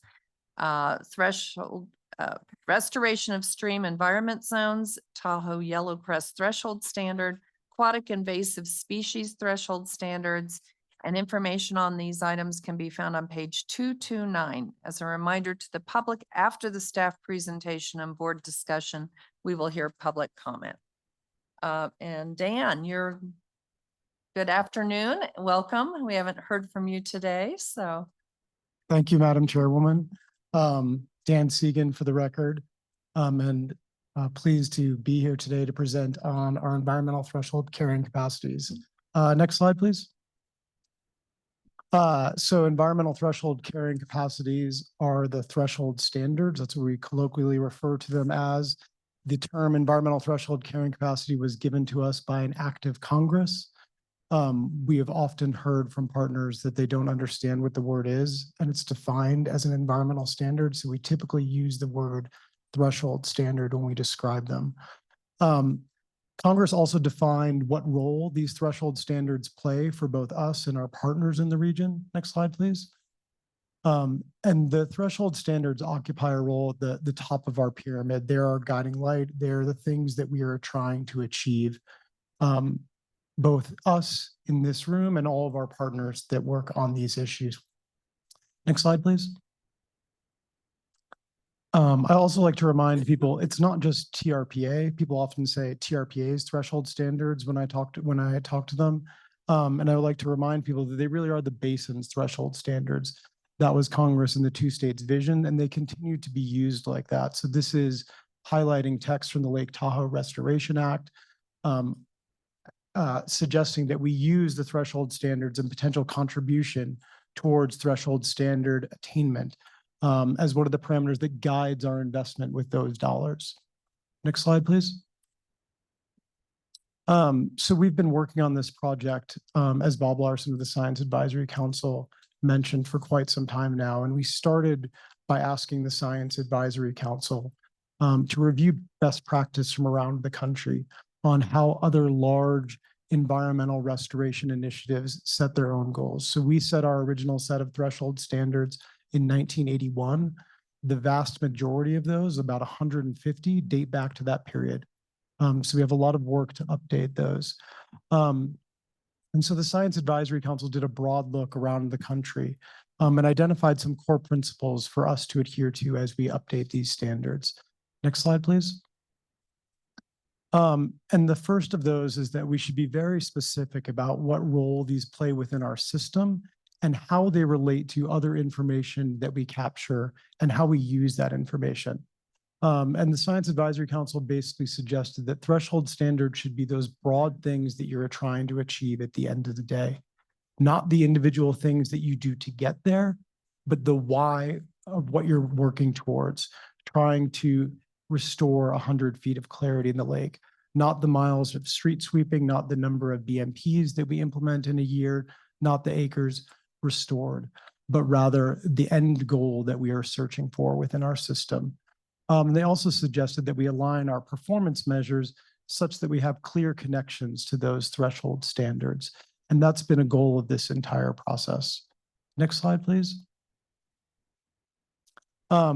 They also suggested three things that each threshold standard should be. So in addition to being outcome-based, to being focused on the why are we doing this, the other two may sound relatively simple. They should be specific and measurable. So we should all be able to articulate where we stand relative to each one of these. So we have to define an endpoint, and we have to have a way to measure where we stand relative to that endpoint. Seems like basic stuff, but many of our standards today do not adhere to these basic principles. Next slide. So I mentioned that these are the basin's threshold standards. So the work that I am presenting to you today and the recommendations that we are bringing forward are not recommendations from this agency's staff. They're recommendations from the entire environmental improvement program. So when we began working on these three threshold categories, we started with the Tahoe Interagency Executive Steering Committee, which is the executive committee that guides the environmental improvement program. They're the ones actually responsible for implementing all of the projects that get us to where we're trying to go. They have sub-working groups. So these are the people on the ground that are actually doing the work related to the topics that we're talking about today. And each of the proposals before you is actually crafted by and discussed by those individual working groups with input from the Science Advisory Council. They've been reviewed by the Threshold Update Initiative Stakeholder Working Group, which is a working group that you chartered. They were reviewed by the Advisory Planning Commission. They were reviewed by your Regional Planning Committee. And today we're bringing them forward for your consideration. Next slide, please. So I'm going to walk through each of the three categories of updates and highlight what we're trying to accomplish with each of these. The first is stream environment zones. Thank you, Tracy, for keeping me moving. For the uninitiated, stream environment zone, this is a term that's unique to the Tahoe region. We haven't talked about it lately, but these are generally wetlands, meadows, fens, things that are influenced by groundwater. Next slide, please.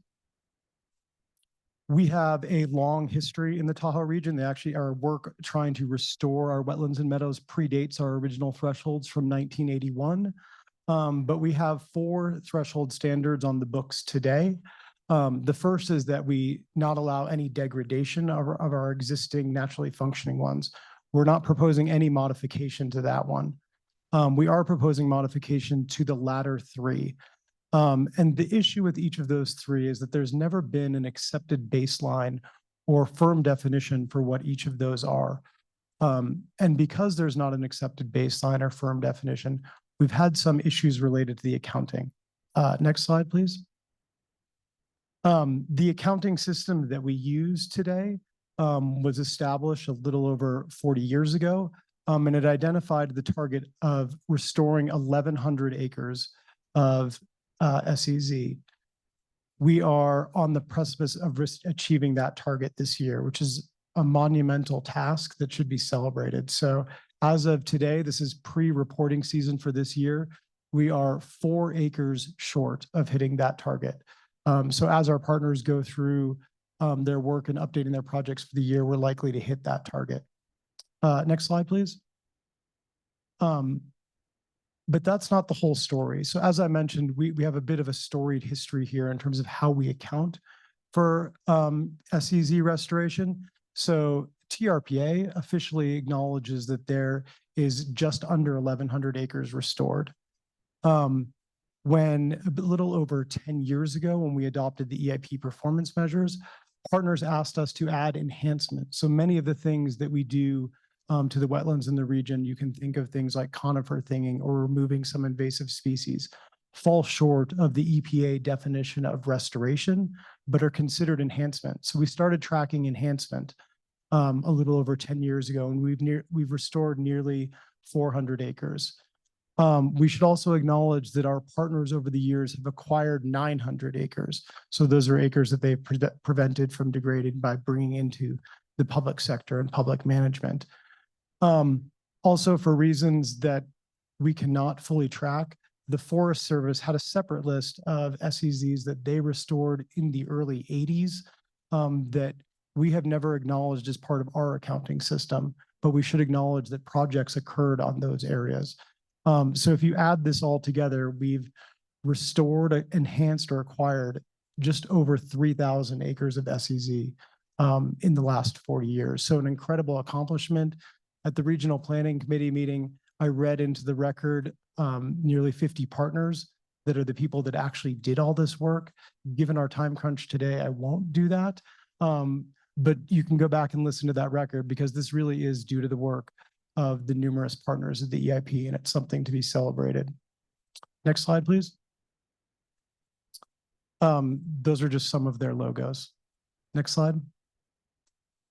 So that's all the good news. So the bad news related to our target is that the last time we had our threshold evaluation peer reviewed, they basically referred to our accounting system as antiquated and focused only on the acres and not the quality. So we got a grant from the EPA soon thereafter to integrate quality into our reporting. Next slide, please. Along with the working group that oversaw the implementation of that grant, we developed what we called the SEZ Condition Index, which basically used a series of between 5 and 9 factors to rate the quality of stream environment zones within our region.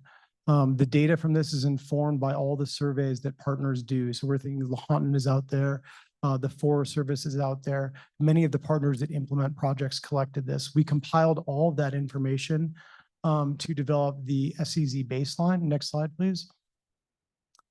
I think we presented this to you maybe 3 years ago when it went live, but you can find this online. It shows all of the scores that go into the quality index for each of our stream environment zones. There are often pictures, there's information about who collected the information that you are seeing and the last time that information was updated. And basically the SEZ Condition Index is relatively simple. It says each SEZ has an area, it has a quality score. We multiply those two together, and that's the quality and the contribution of that to our overall regional SEZ function. Next slide, please. So through the EIP working group, the watershed improvement group that worked on this, we had a series of meetings where each partner went through and identified SEZ that they thought should be included in a restoration target. So we automatically added everything that's already in the EIP tracker on the 5-year list. And then they went through and added additional items. And through that process, we aggregated all of those. We told them to think about a 20-year planning horizon and what they could accomplish or what we would like to accomplish over that time period. And through that, we developed the next proposed restoration target for stream environment zones in our region. Next slide, please. That target is for consideration for you today. It's to increase the quality and function of our stream environment zones from 79% of their total possible score to 88% of their total possible score. It's a flexible target in that it can be achieved in a number of different ways. It's not prescriptive in terms of identifying any individual project, but it does allow implementers the flexibility to prioritize their resources and integrate restoration within other projects. Next slide, please. The next is our Tahoe yellowcrest restoration goal. So next slide. So Tahoe yellowcrest, or TYC, is an endemic species to the Tahoe region, meaning that it can only be found on the shoreline of Lake Tahoe. It is a member of the mustard family. It's a small yellow flowering plant. Next slide, please. Our TYC standard was one of our initial threshold standards. It was identified in 1981.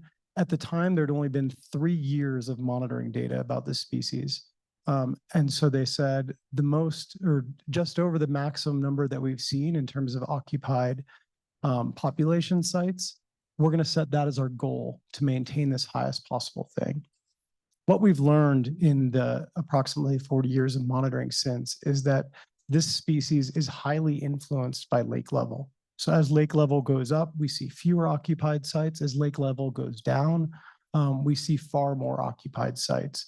And if you're a historian or if you read threshold evaluations carefully, we would often write something to the effect of lake levels were low, that's why we hit our target. Lake levels are really high, that's why we missed our target. And so the recommendations of the Tahoe Yellowcrest Adaptive Management Working Group, next slide, please, was to align our threshold standard with that science and with the conservation strategy for this species. And what that alignment means is acknowledging the influence of lake level and adjusting our targets accordingly. Next slide, please. So there's two changes that they're proposing here. The first is that we have variable targets. So we have a higher target when the lake level is low, a lower target when the lake level is high. And when it's in a transition zone, it stays the same. So this aligns with this strategy. The other change that we're making is a move from population sites to occupied sites. So within the science community that addresses the species and monitor them, the notion of a population site is not well understood, but an occupied site is. Survey sites have been defined, so this is in line with the Science Council's guidance that we have specific and measurable goals for each of our standard. So we're moving away from that term population site, using occupied survey site. Next slide, please. The last is our AIS program, or Aquatic Invasive Species Program. Next slide. So there are two parts of this program, as you are well familiar. There is the prevention side of that program, which is stopping new invaders from entering our lake and in our watersheds. And then the other is the control program, which is addressing those that are already here. Next slide, please. We are not proposing any modification to the prevention threshold standard. The goal is still to prevent any and all from entering the lake. But what we are proposing is modifications to the 6 threshold standards related to the control program. So these are the 6 today. You'll notice something about them. None of them is specific or measurable. So anytime we report on them, did we reduce the abundance of AIS, aquatic invasive species? Yes, we did. Did we do it enough? Everyone in the room could have a different opinion. And the goal of this is that we have specific and measurable targets that we can all agree and objectively evaluate. Did we do enough, or do we need to do more? Next slide, please. That fact that these were not specific or measurable was identified to us by our partners at the Tahoe Science Advisory Council, who referred to these not as threshold standards, but as goals, more like aspirational statements, or how you might describe what you're trying to do to a friend over dinner, not something for use in a regulatory setting. Next slide, please. So the AIS Coordinating Committee that implements projects related to AIS in the region proposed 2 new threshold standards, both from the existing documents that guide implementation within our region. So the first is that all known sites or all known infestations in the main lake be in the surveillance category. So many of you are probably aware, once a species becomes established, it's incredibly hard to eradicate them. There's constant vigilance required. We're going back every year to monitor whether or not they're there or not. Being in the surveillance category basically means no AIS. It means that the dive team surveying the site can pull up whatever they see in less than a day. So there's basically no AIS there. The second proposed standards relates to the infestation in the Tahoe Keys and aligns it with what the science strategy of the controlled methods test believed was possible for that region. And it's a 75% reduction in abundance of aquatic weeds within the Keys. Next slide, please. And these are the written text of those 2 standards. Next slide, please. That concludes my remarks, and I'm happy to answer any questions. Thank you, Dan. And I'll look to the board for comments or questions. Yes, Ms. Aldine. Good presentation. I think I've heard this before. Not as many times as Director Settlemeyer. I'm sure that's true. So Dan, a couple of things. What is it? I'm sure it's controlled obviously by available funding, but we're focused on the proposed standard that's being considered today for SEZs is really either kind of restoring or enhancing. I mean, the two of them kind of blend. What about, is there a standard? Are we proposing a standard for additional acquisitions? There is no standard for acquisition. Acquisition where it's accompanied by restoration and enhancement would count towards it. Okay. And then with respect to yellow cress, why don't we just propagate them and plant them in an area where they're not likely to be inundated by high water levels? So it's actually a species that thrives in disturbance. So they do have a seed bank, and I think the conservation strategy calls for planting under certain circumstances if they were trampled everywhere they were. To date, the species, the overall management has been effective in implementing the conservation strategy. Okay. You'll probably remember they were a candidate for listing as an endangered species a little over 5 years ago. Fish and Wildlife found that listing was not warranted at this time because of the successful implementation of the conservation strategy. But that would be a fallback position. That is a fallback position, correct? Okay. Thank you. I think it's called part of the imminent extinction strategy if it gets to that, if we've totally failed. Other comments, questions? Board members? I'm not seeing any. Then we'll take a pause to go to the public comment on this item. If any member of the public wishes to address the board on this agenda item, please raise your hand in person or by clicking the raise hand button at the bottom of your Zoom screen or by dialing *9 on your phone. Anyone in the room? Yes, go ahead. Welcome back. Good afternoon. Great to see you again. I hope you enjoy your lunch. Uh-huh. I'll make this quick. I just want to say that TRPA staff have done a wonderful job in continuing to move forward these really complicated threshold update efforts. And as I mentioned, the council appreciates the opportunity to participate and will continue to support these efforts moving forward. I guess the one ask that I have is I think this has taken, well, it's spanned me 2 different agencies at this point for SEZ. So I started this when I worked at Lahontan and is now at this point. So I think we could probably be more efficient. And I think there are opportunities to advance some of these threshold updates and more quickly and accomplish some of these goals. So thank you again and encourage you to approve these today. Thank you. Thank you, Bob. Anyone else in the room? Then we'll go to those of you online. Please raise your hand now if you'd like to address this item. Madam Chair, we have one hand raised so far. Stuart Roll, please unmute to make your comment. Yes, good afternoon, Madam Chair and members of the board. I'm Stuart Roll with the California Tahoe Conservancy, and I'd like to offer some brief words in support of the proposed new threshold standards, and particularly the SEZ standard. Just to echo some of Bob's comments, really like to commend the outstanding work by Dan and his colleagues at TRPA for conducting a thorough and really collaborative process. And as Dan mentioned earlier, they met different working groups and restoration practitioners throughout the entire process. And what this really helped result in is a technically sound approach that will work well. It's flexible and meaningful way to track and monitor progress on SEZ restoration, which is really valuable. And we're very supportive of the proposed new SEZ standard and the science and condition index supporting it.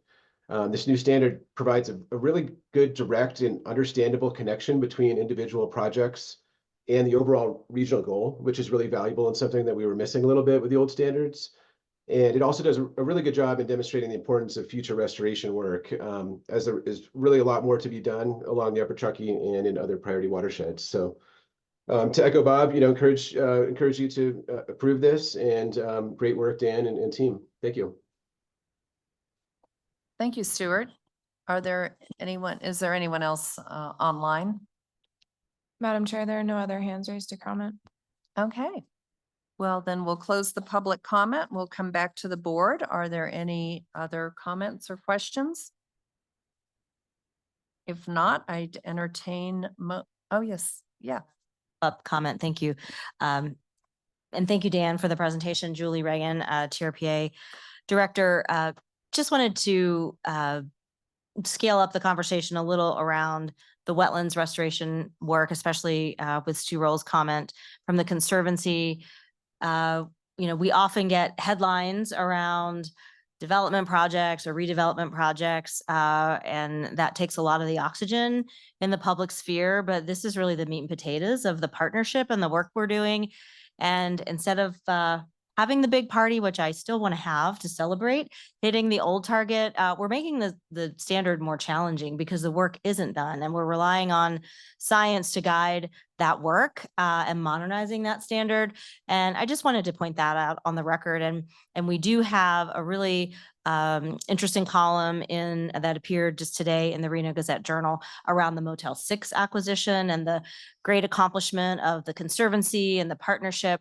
And we tried to educate folks around TRPA's contributions that you all authorized of $3.5 million in mitigation dollars from projects, from the private sector, people doing projects, to connect those dots. Because sometimes we lose that connection when someone does a project and they pay into an account and they pay good money. Those dollars can get aggravated to accomplish wetland restoration, like around that Motel 6 acquisition, and didn't want that to get lost in the discussion. So thank you. Thank you. Any other comments or questions? Just Yes, Ms. Loomer. quick question. Have we ever tried to put like a timeline on this? And say, let's achieve these targets by this date? So we have actually the last standard we adopted before these, the VMT per capita standard, we adopted the timeline as well. So the discussion related to these was that, and we kicked around the idea of dates for these. Ultimately did not recommend them because we didn't have a plan that actually implemented along that timeline to get there. And so the idea was that if and when the plan is developed, I'm thinking about here for the keys, that we could adopt a timeline for that as well, or incorporate that into the threshold standard. I think part of, maybe building off of what Julie mentioned earlier, part of the goal of the initiative is actually to revisit the thresholds more frequently to make them more vibrant in terms of our everyday discussions, and update them where we see fit and when the information is available to do so. Great, thank you. Any other comments or questions? Maria, do you want to or Tracy put the motions up on the screen? I think we have two. Is that correct? There we go. Do I have anyone interested in making the motion? Sure. Madam Chair, I move to approve the required findings contained in attachment B, including a finding of no significant effect. Okay, we have a motion. Maria, will you call the roll? Ms. Aldine, Yes. Mr. Bass, Mr. Aguilar, Yes. Ms. Conrad Seda, Ms. Dis. Yes. Ms. Faustinos, Yes. Ms. Hill, Yes. Mr. Henigman, Yes. Mr. Rice, Yes. Ms. Lane, Yes. Mr. Settlemyre, Yes. Ms. Loomer, Yes. Ms. Williamson, Yes. Ms. Gustafson. Yes, Madam Chair, that motion passes. thank you. Madam Chair, I further move to adopt ordinance 2024 amending ordinance 2019-02 as contained in attachment A, Exhibit 1, that updates the thresholds for 1, stream environment zone restoration, 2, aquatic invasive species control, subject to the following change. Second paragraph in the proposed standard shall now read, reduce average aquatic invasive plant abundance in the Tahoe Keys by a minimum of 75% from the 2020 baseline year. And 3, Tahoe Yellowcrest conservation. Thank you. Maria, will you call the vote? Ms. Loomer, Yes. Ms. Williamson, Yes. Mr. Settlemyer, Yes. Ms. Lane, Yes. Mr. Rice, Yes. Mr. Henigman, Yes. Ms. Hill, Yes. Ms. Faustinos, Yes. Ms. Dis, Yes. Ms. Conrad Seda, Mr. Aguilar, Yes. Mr. Bass, Ms. Aldine, Yes. Ms. Gustafson. Yes. Madam Chair, the motion passes. Thank you very much. Thank you, Dan.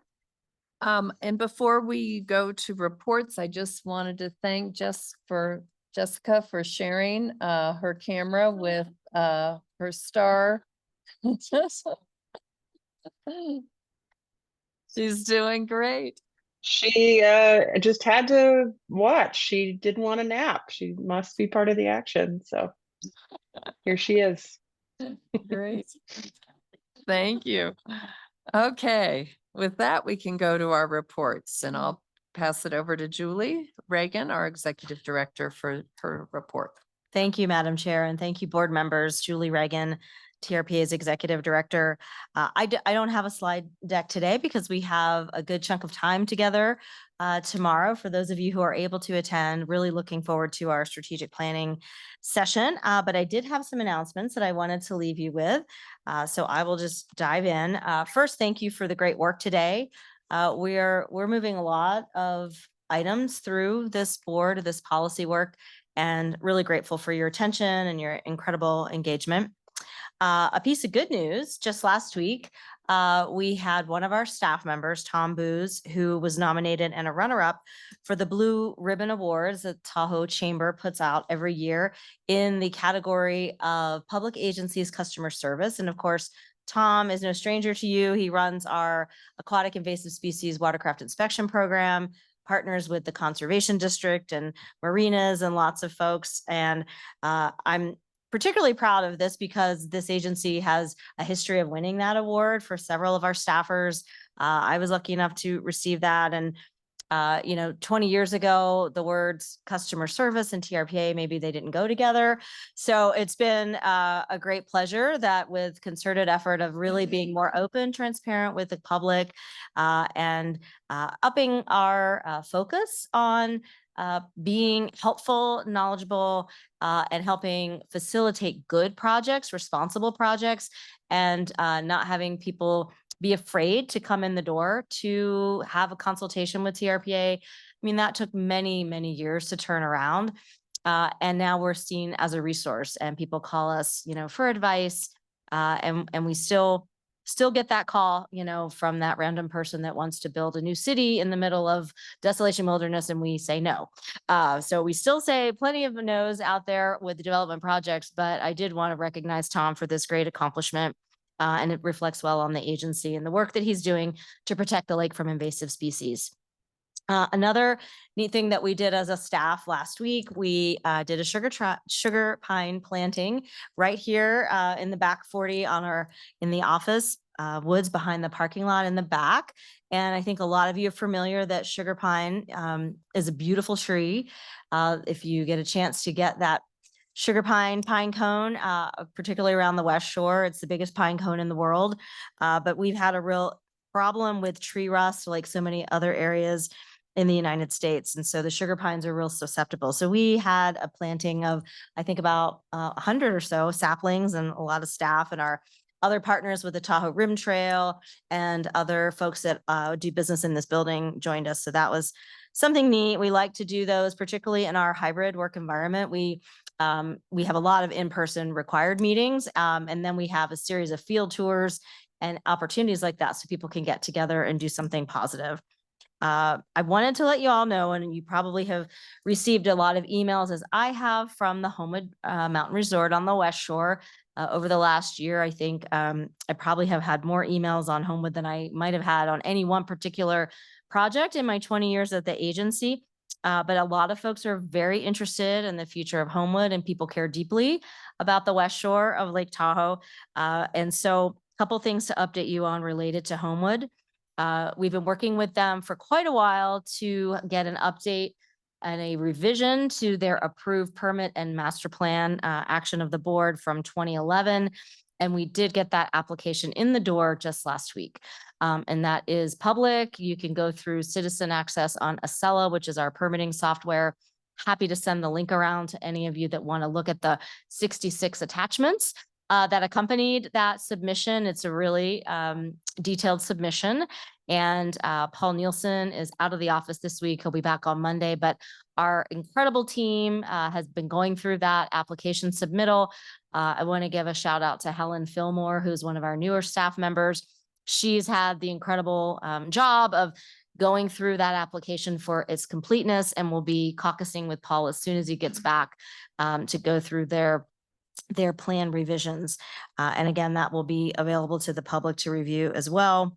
And then just at our next meeting in June, ahead of the master plan project piece, we're bringing a fuels reduction forest health project from Homewood before you so that they can get started this season. You know, the fire danger on the West Shore is particularly acute, made even more acute by the lack of water infrastructure for fighting fire. There's a lot of neighborhoods over there that do not have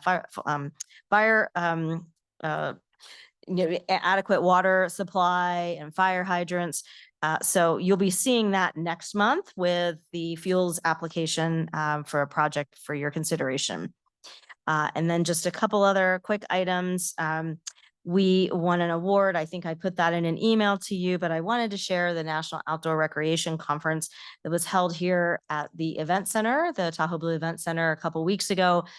We were featured in field tours and panel discussions. The Lieutenant Governor Anthony of Nevada came to Tahoe to speak at a keynote and presented our team on destination stewardship, which is many, many partners. I think we're up to like 20 partners in the destination stewardship work.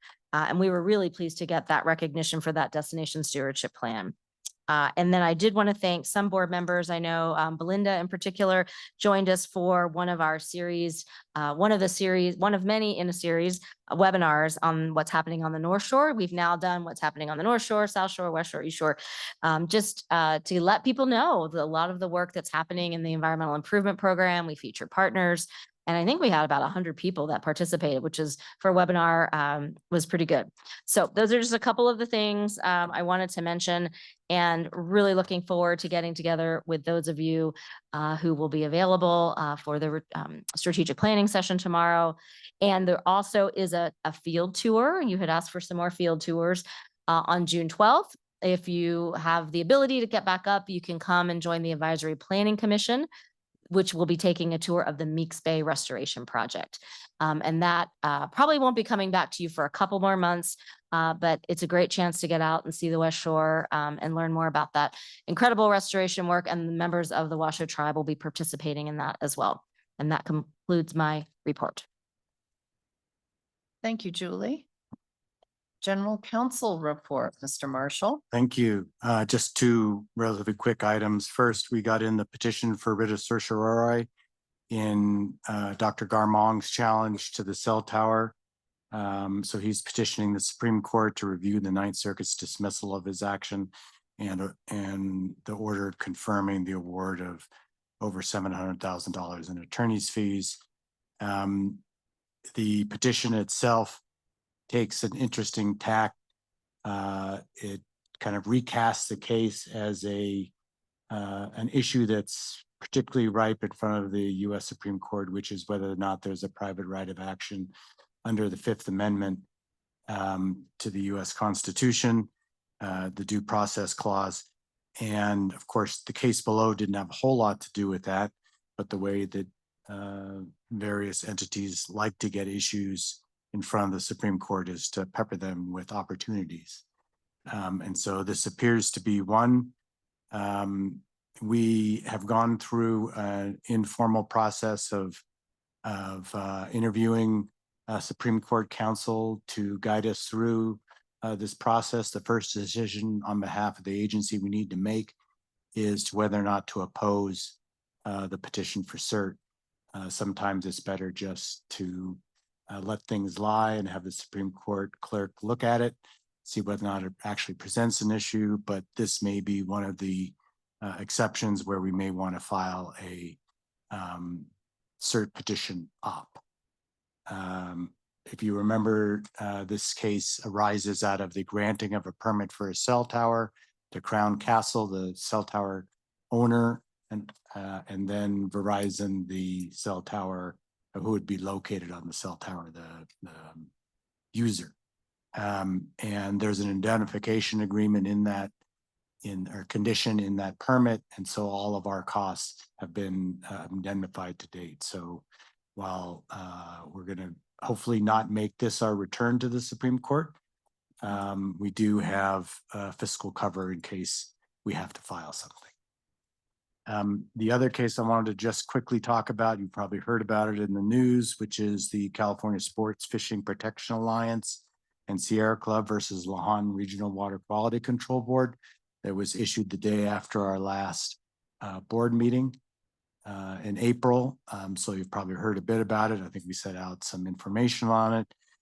If you have any questions regarding that, the state is still considering whether to appeal. They are first filing a motion for reconsideration on this kind of isolated issue of whether or not the entire record was adequately before the trial court when the court issued their decision and reviewed the matter. Once that is resolved, then the state will have to decide whether to appeal or the Tahoe Keys Property Owners Association.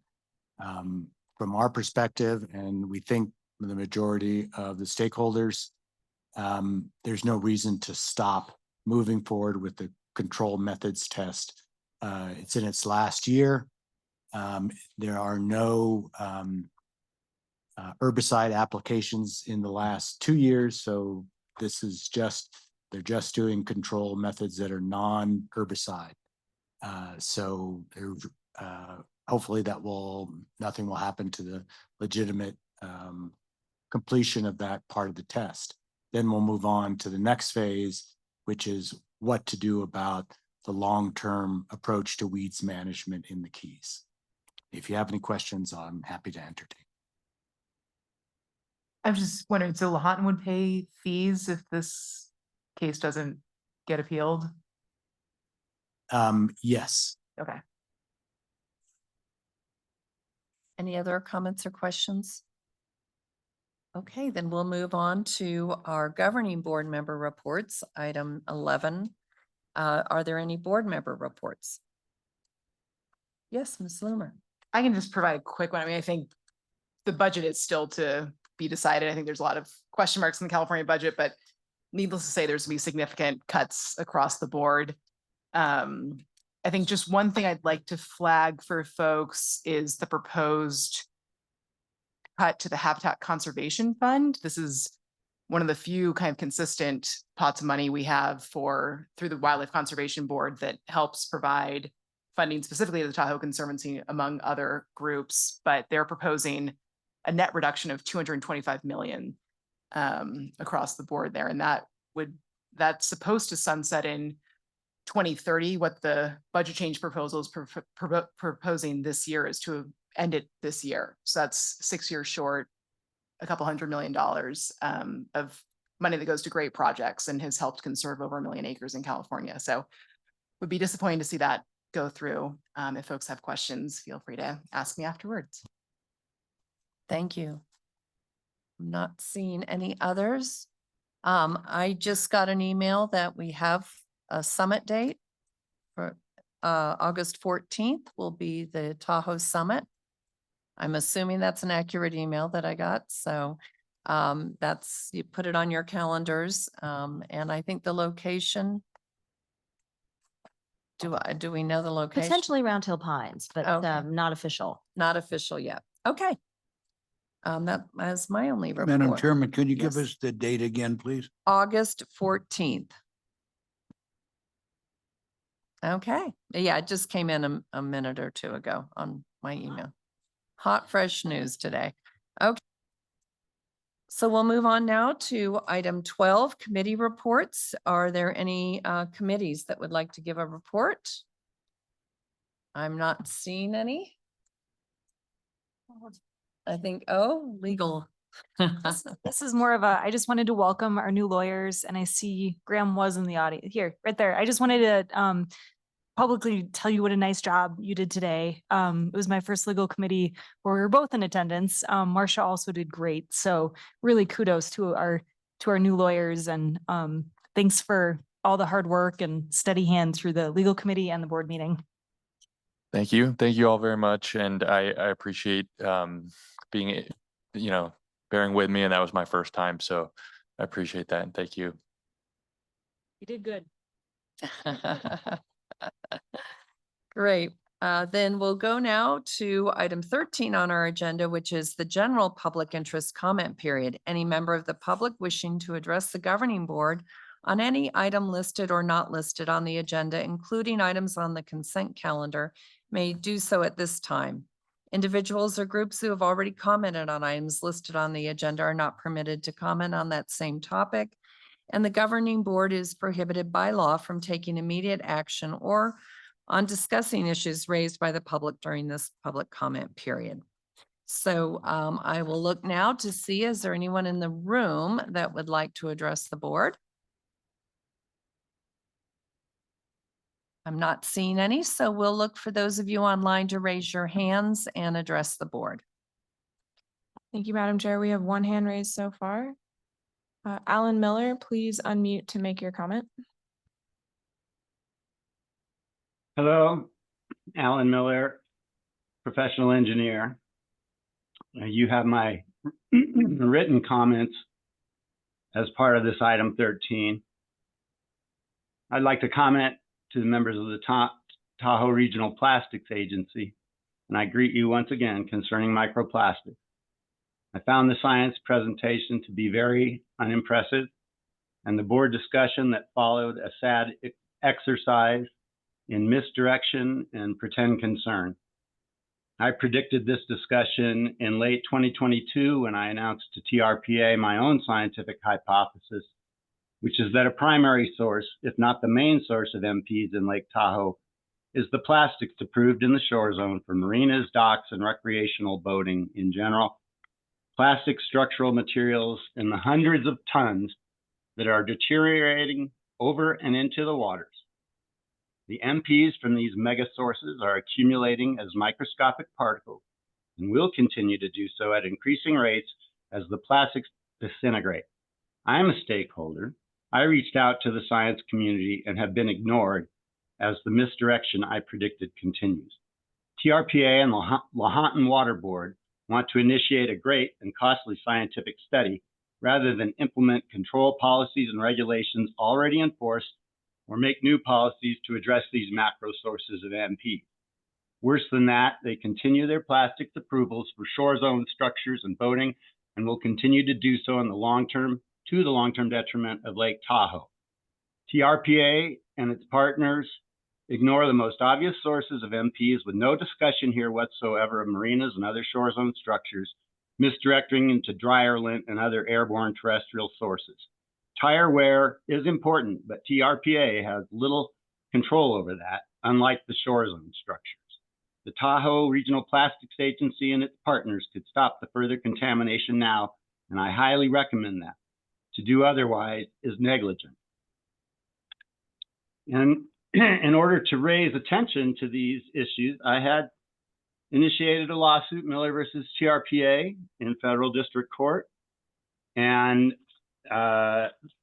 judgment was handed down against me in that case last month, which I have appealed, and I'm appealing to the Ninth Circuit District.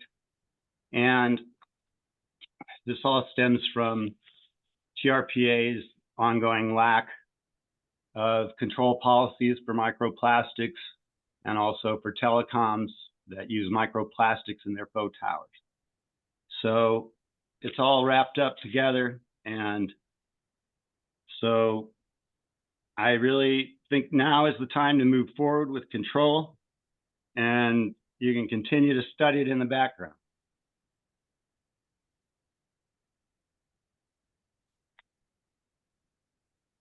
Thank you, Mr. Miller. Thanks for your comments. Are there any other public comments?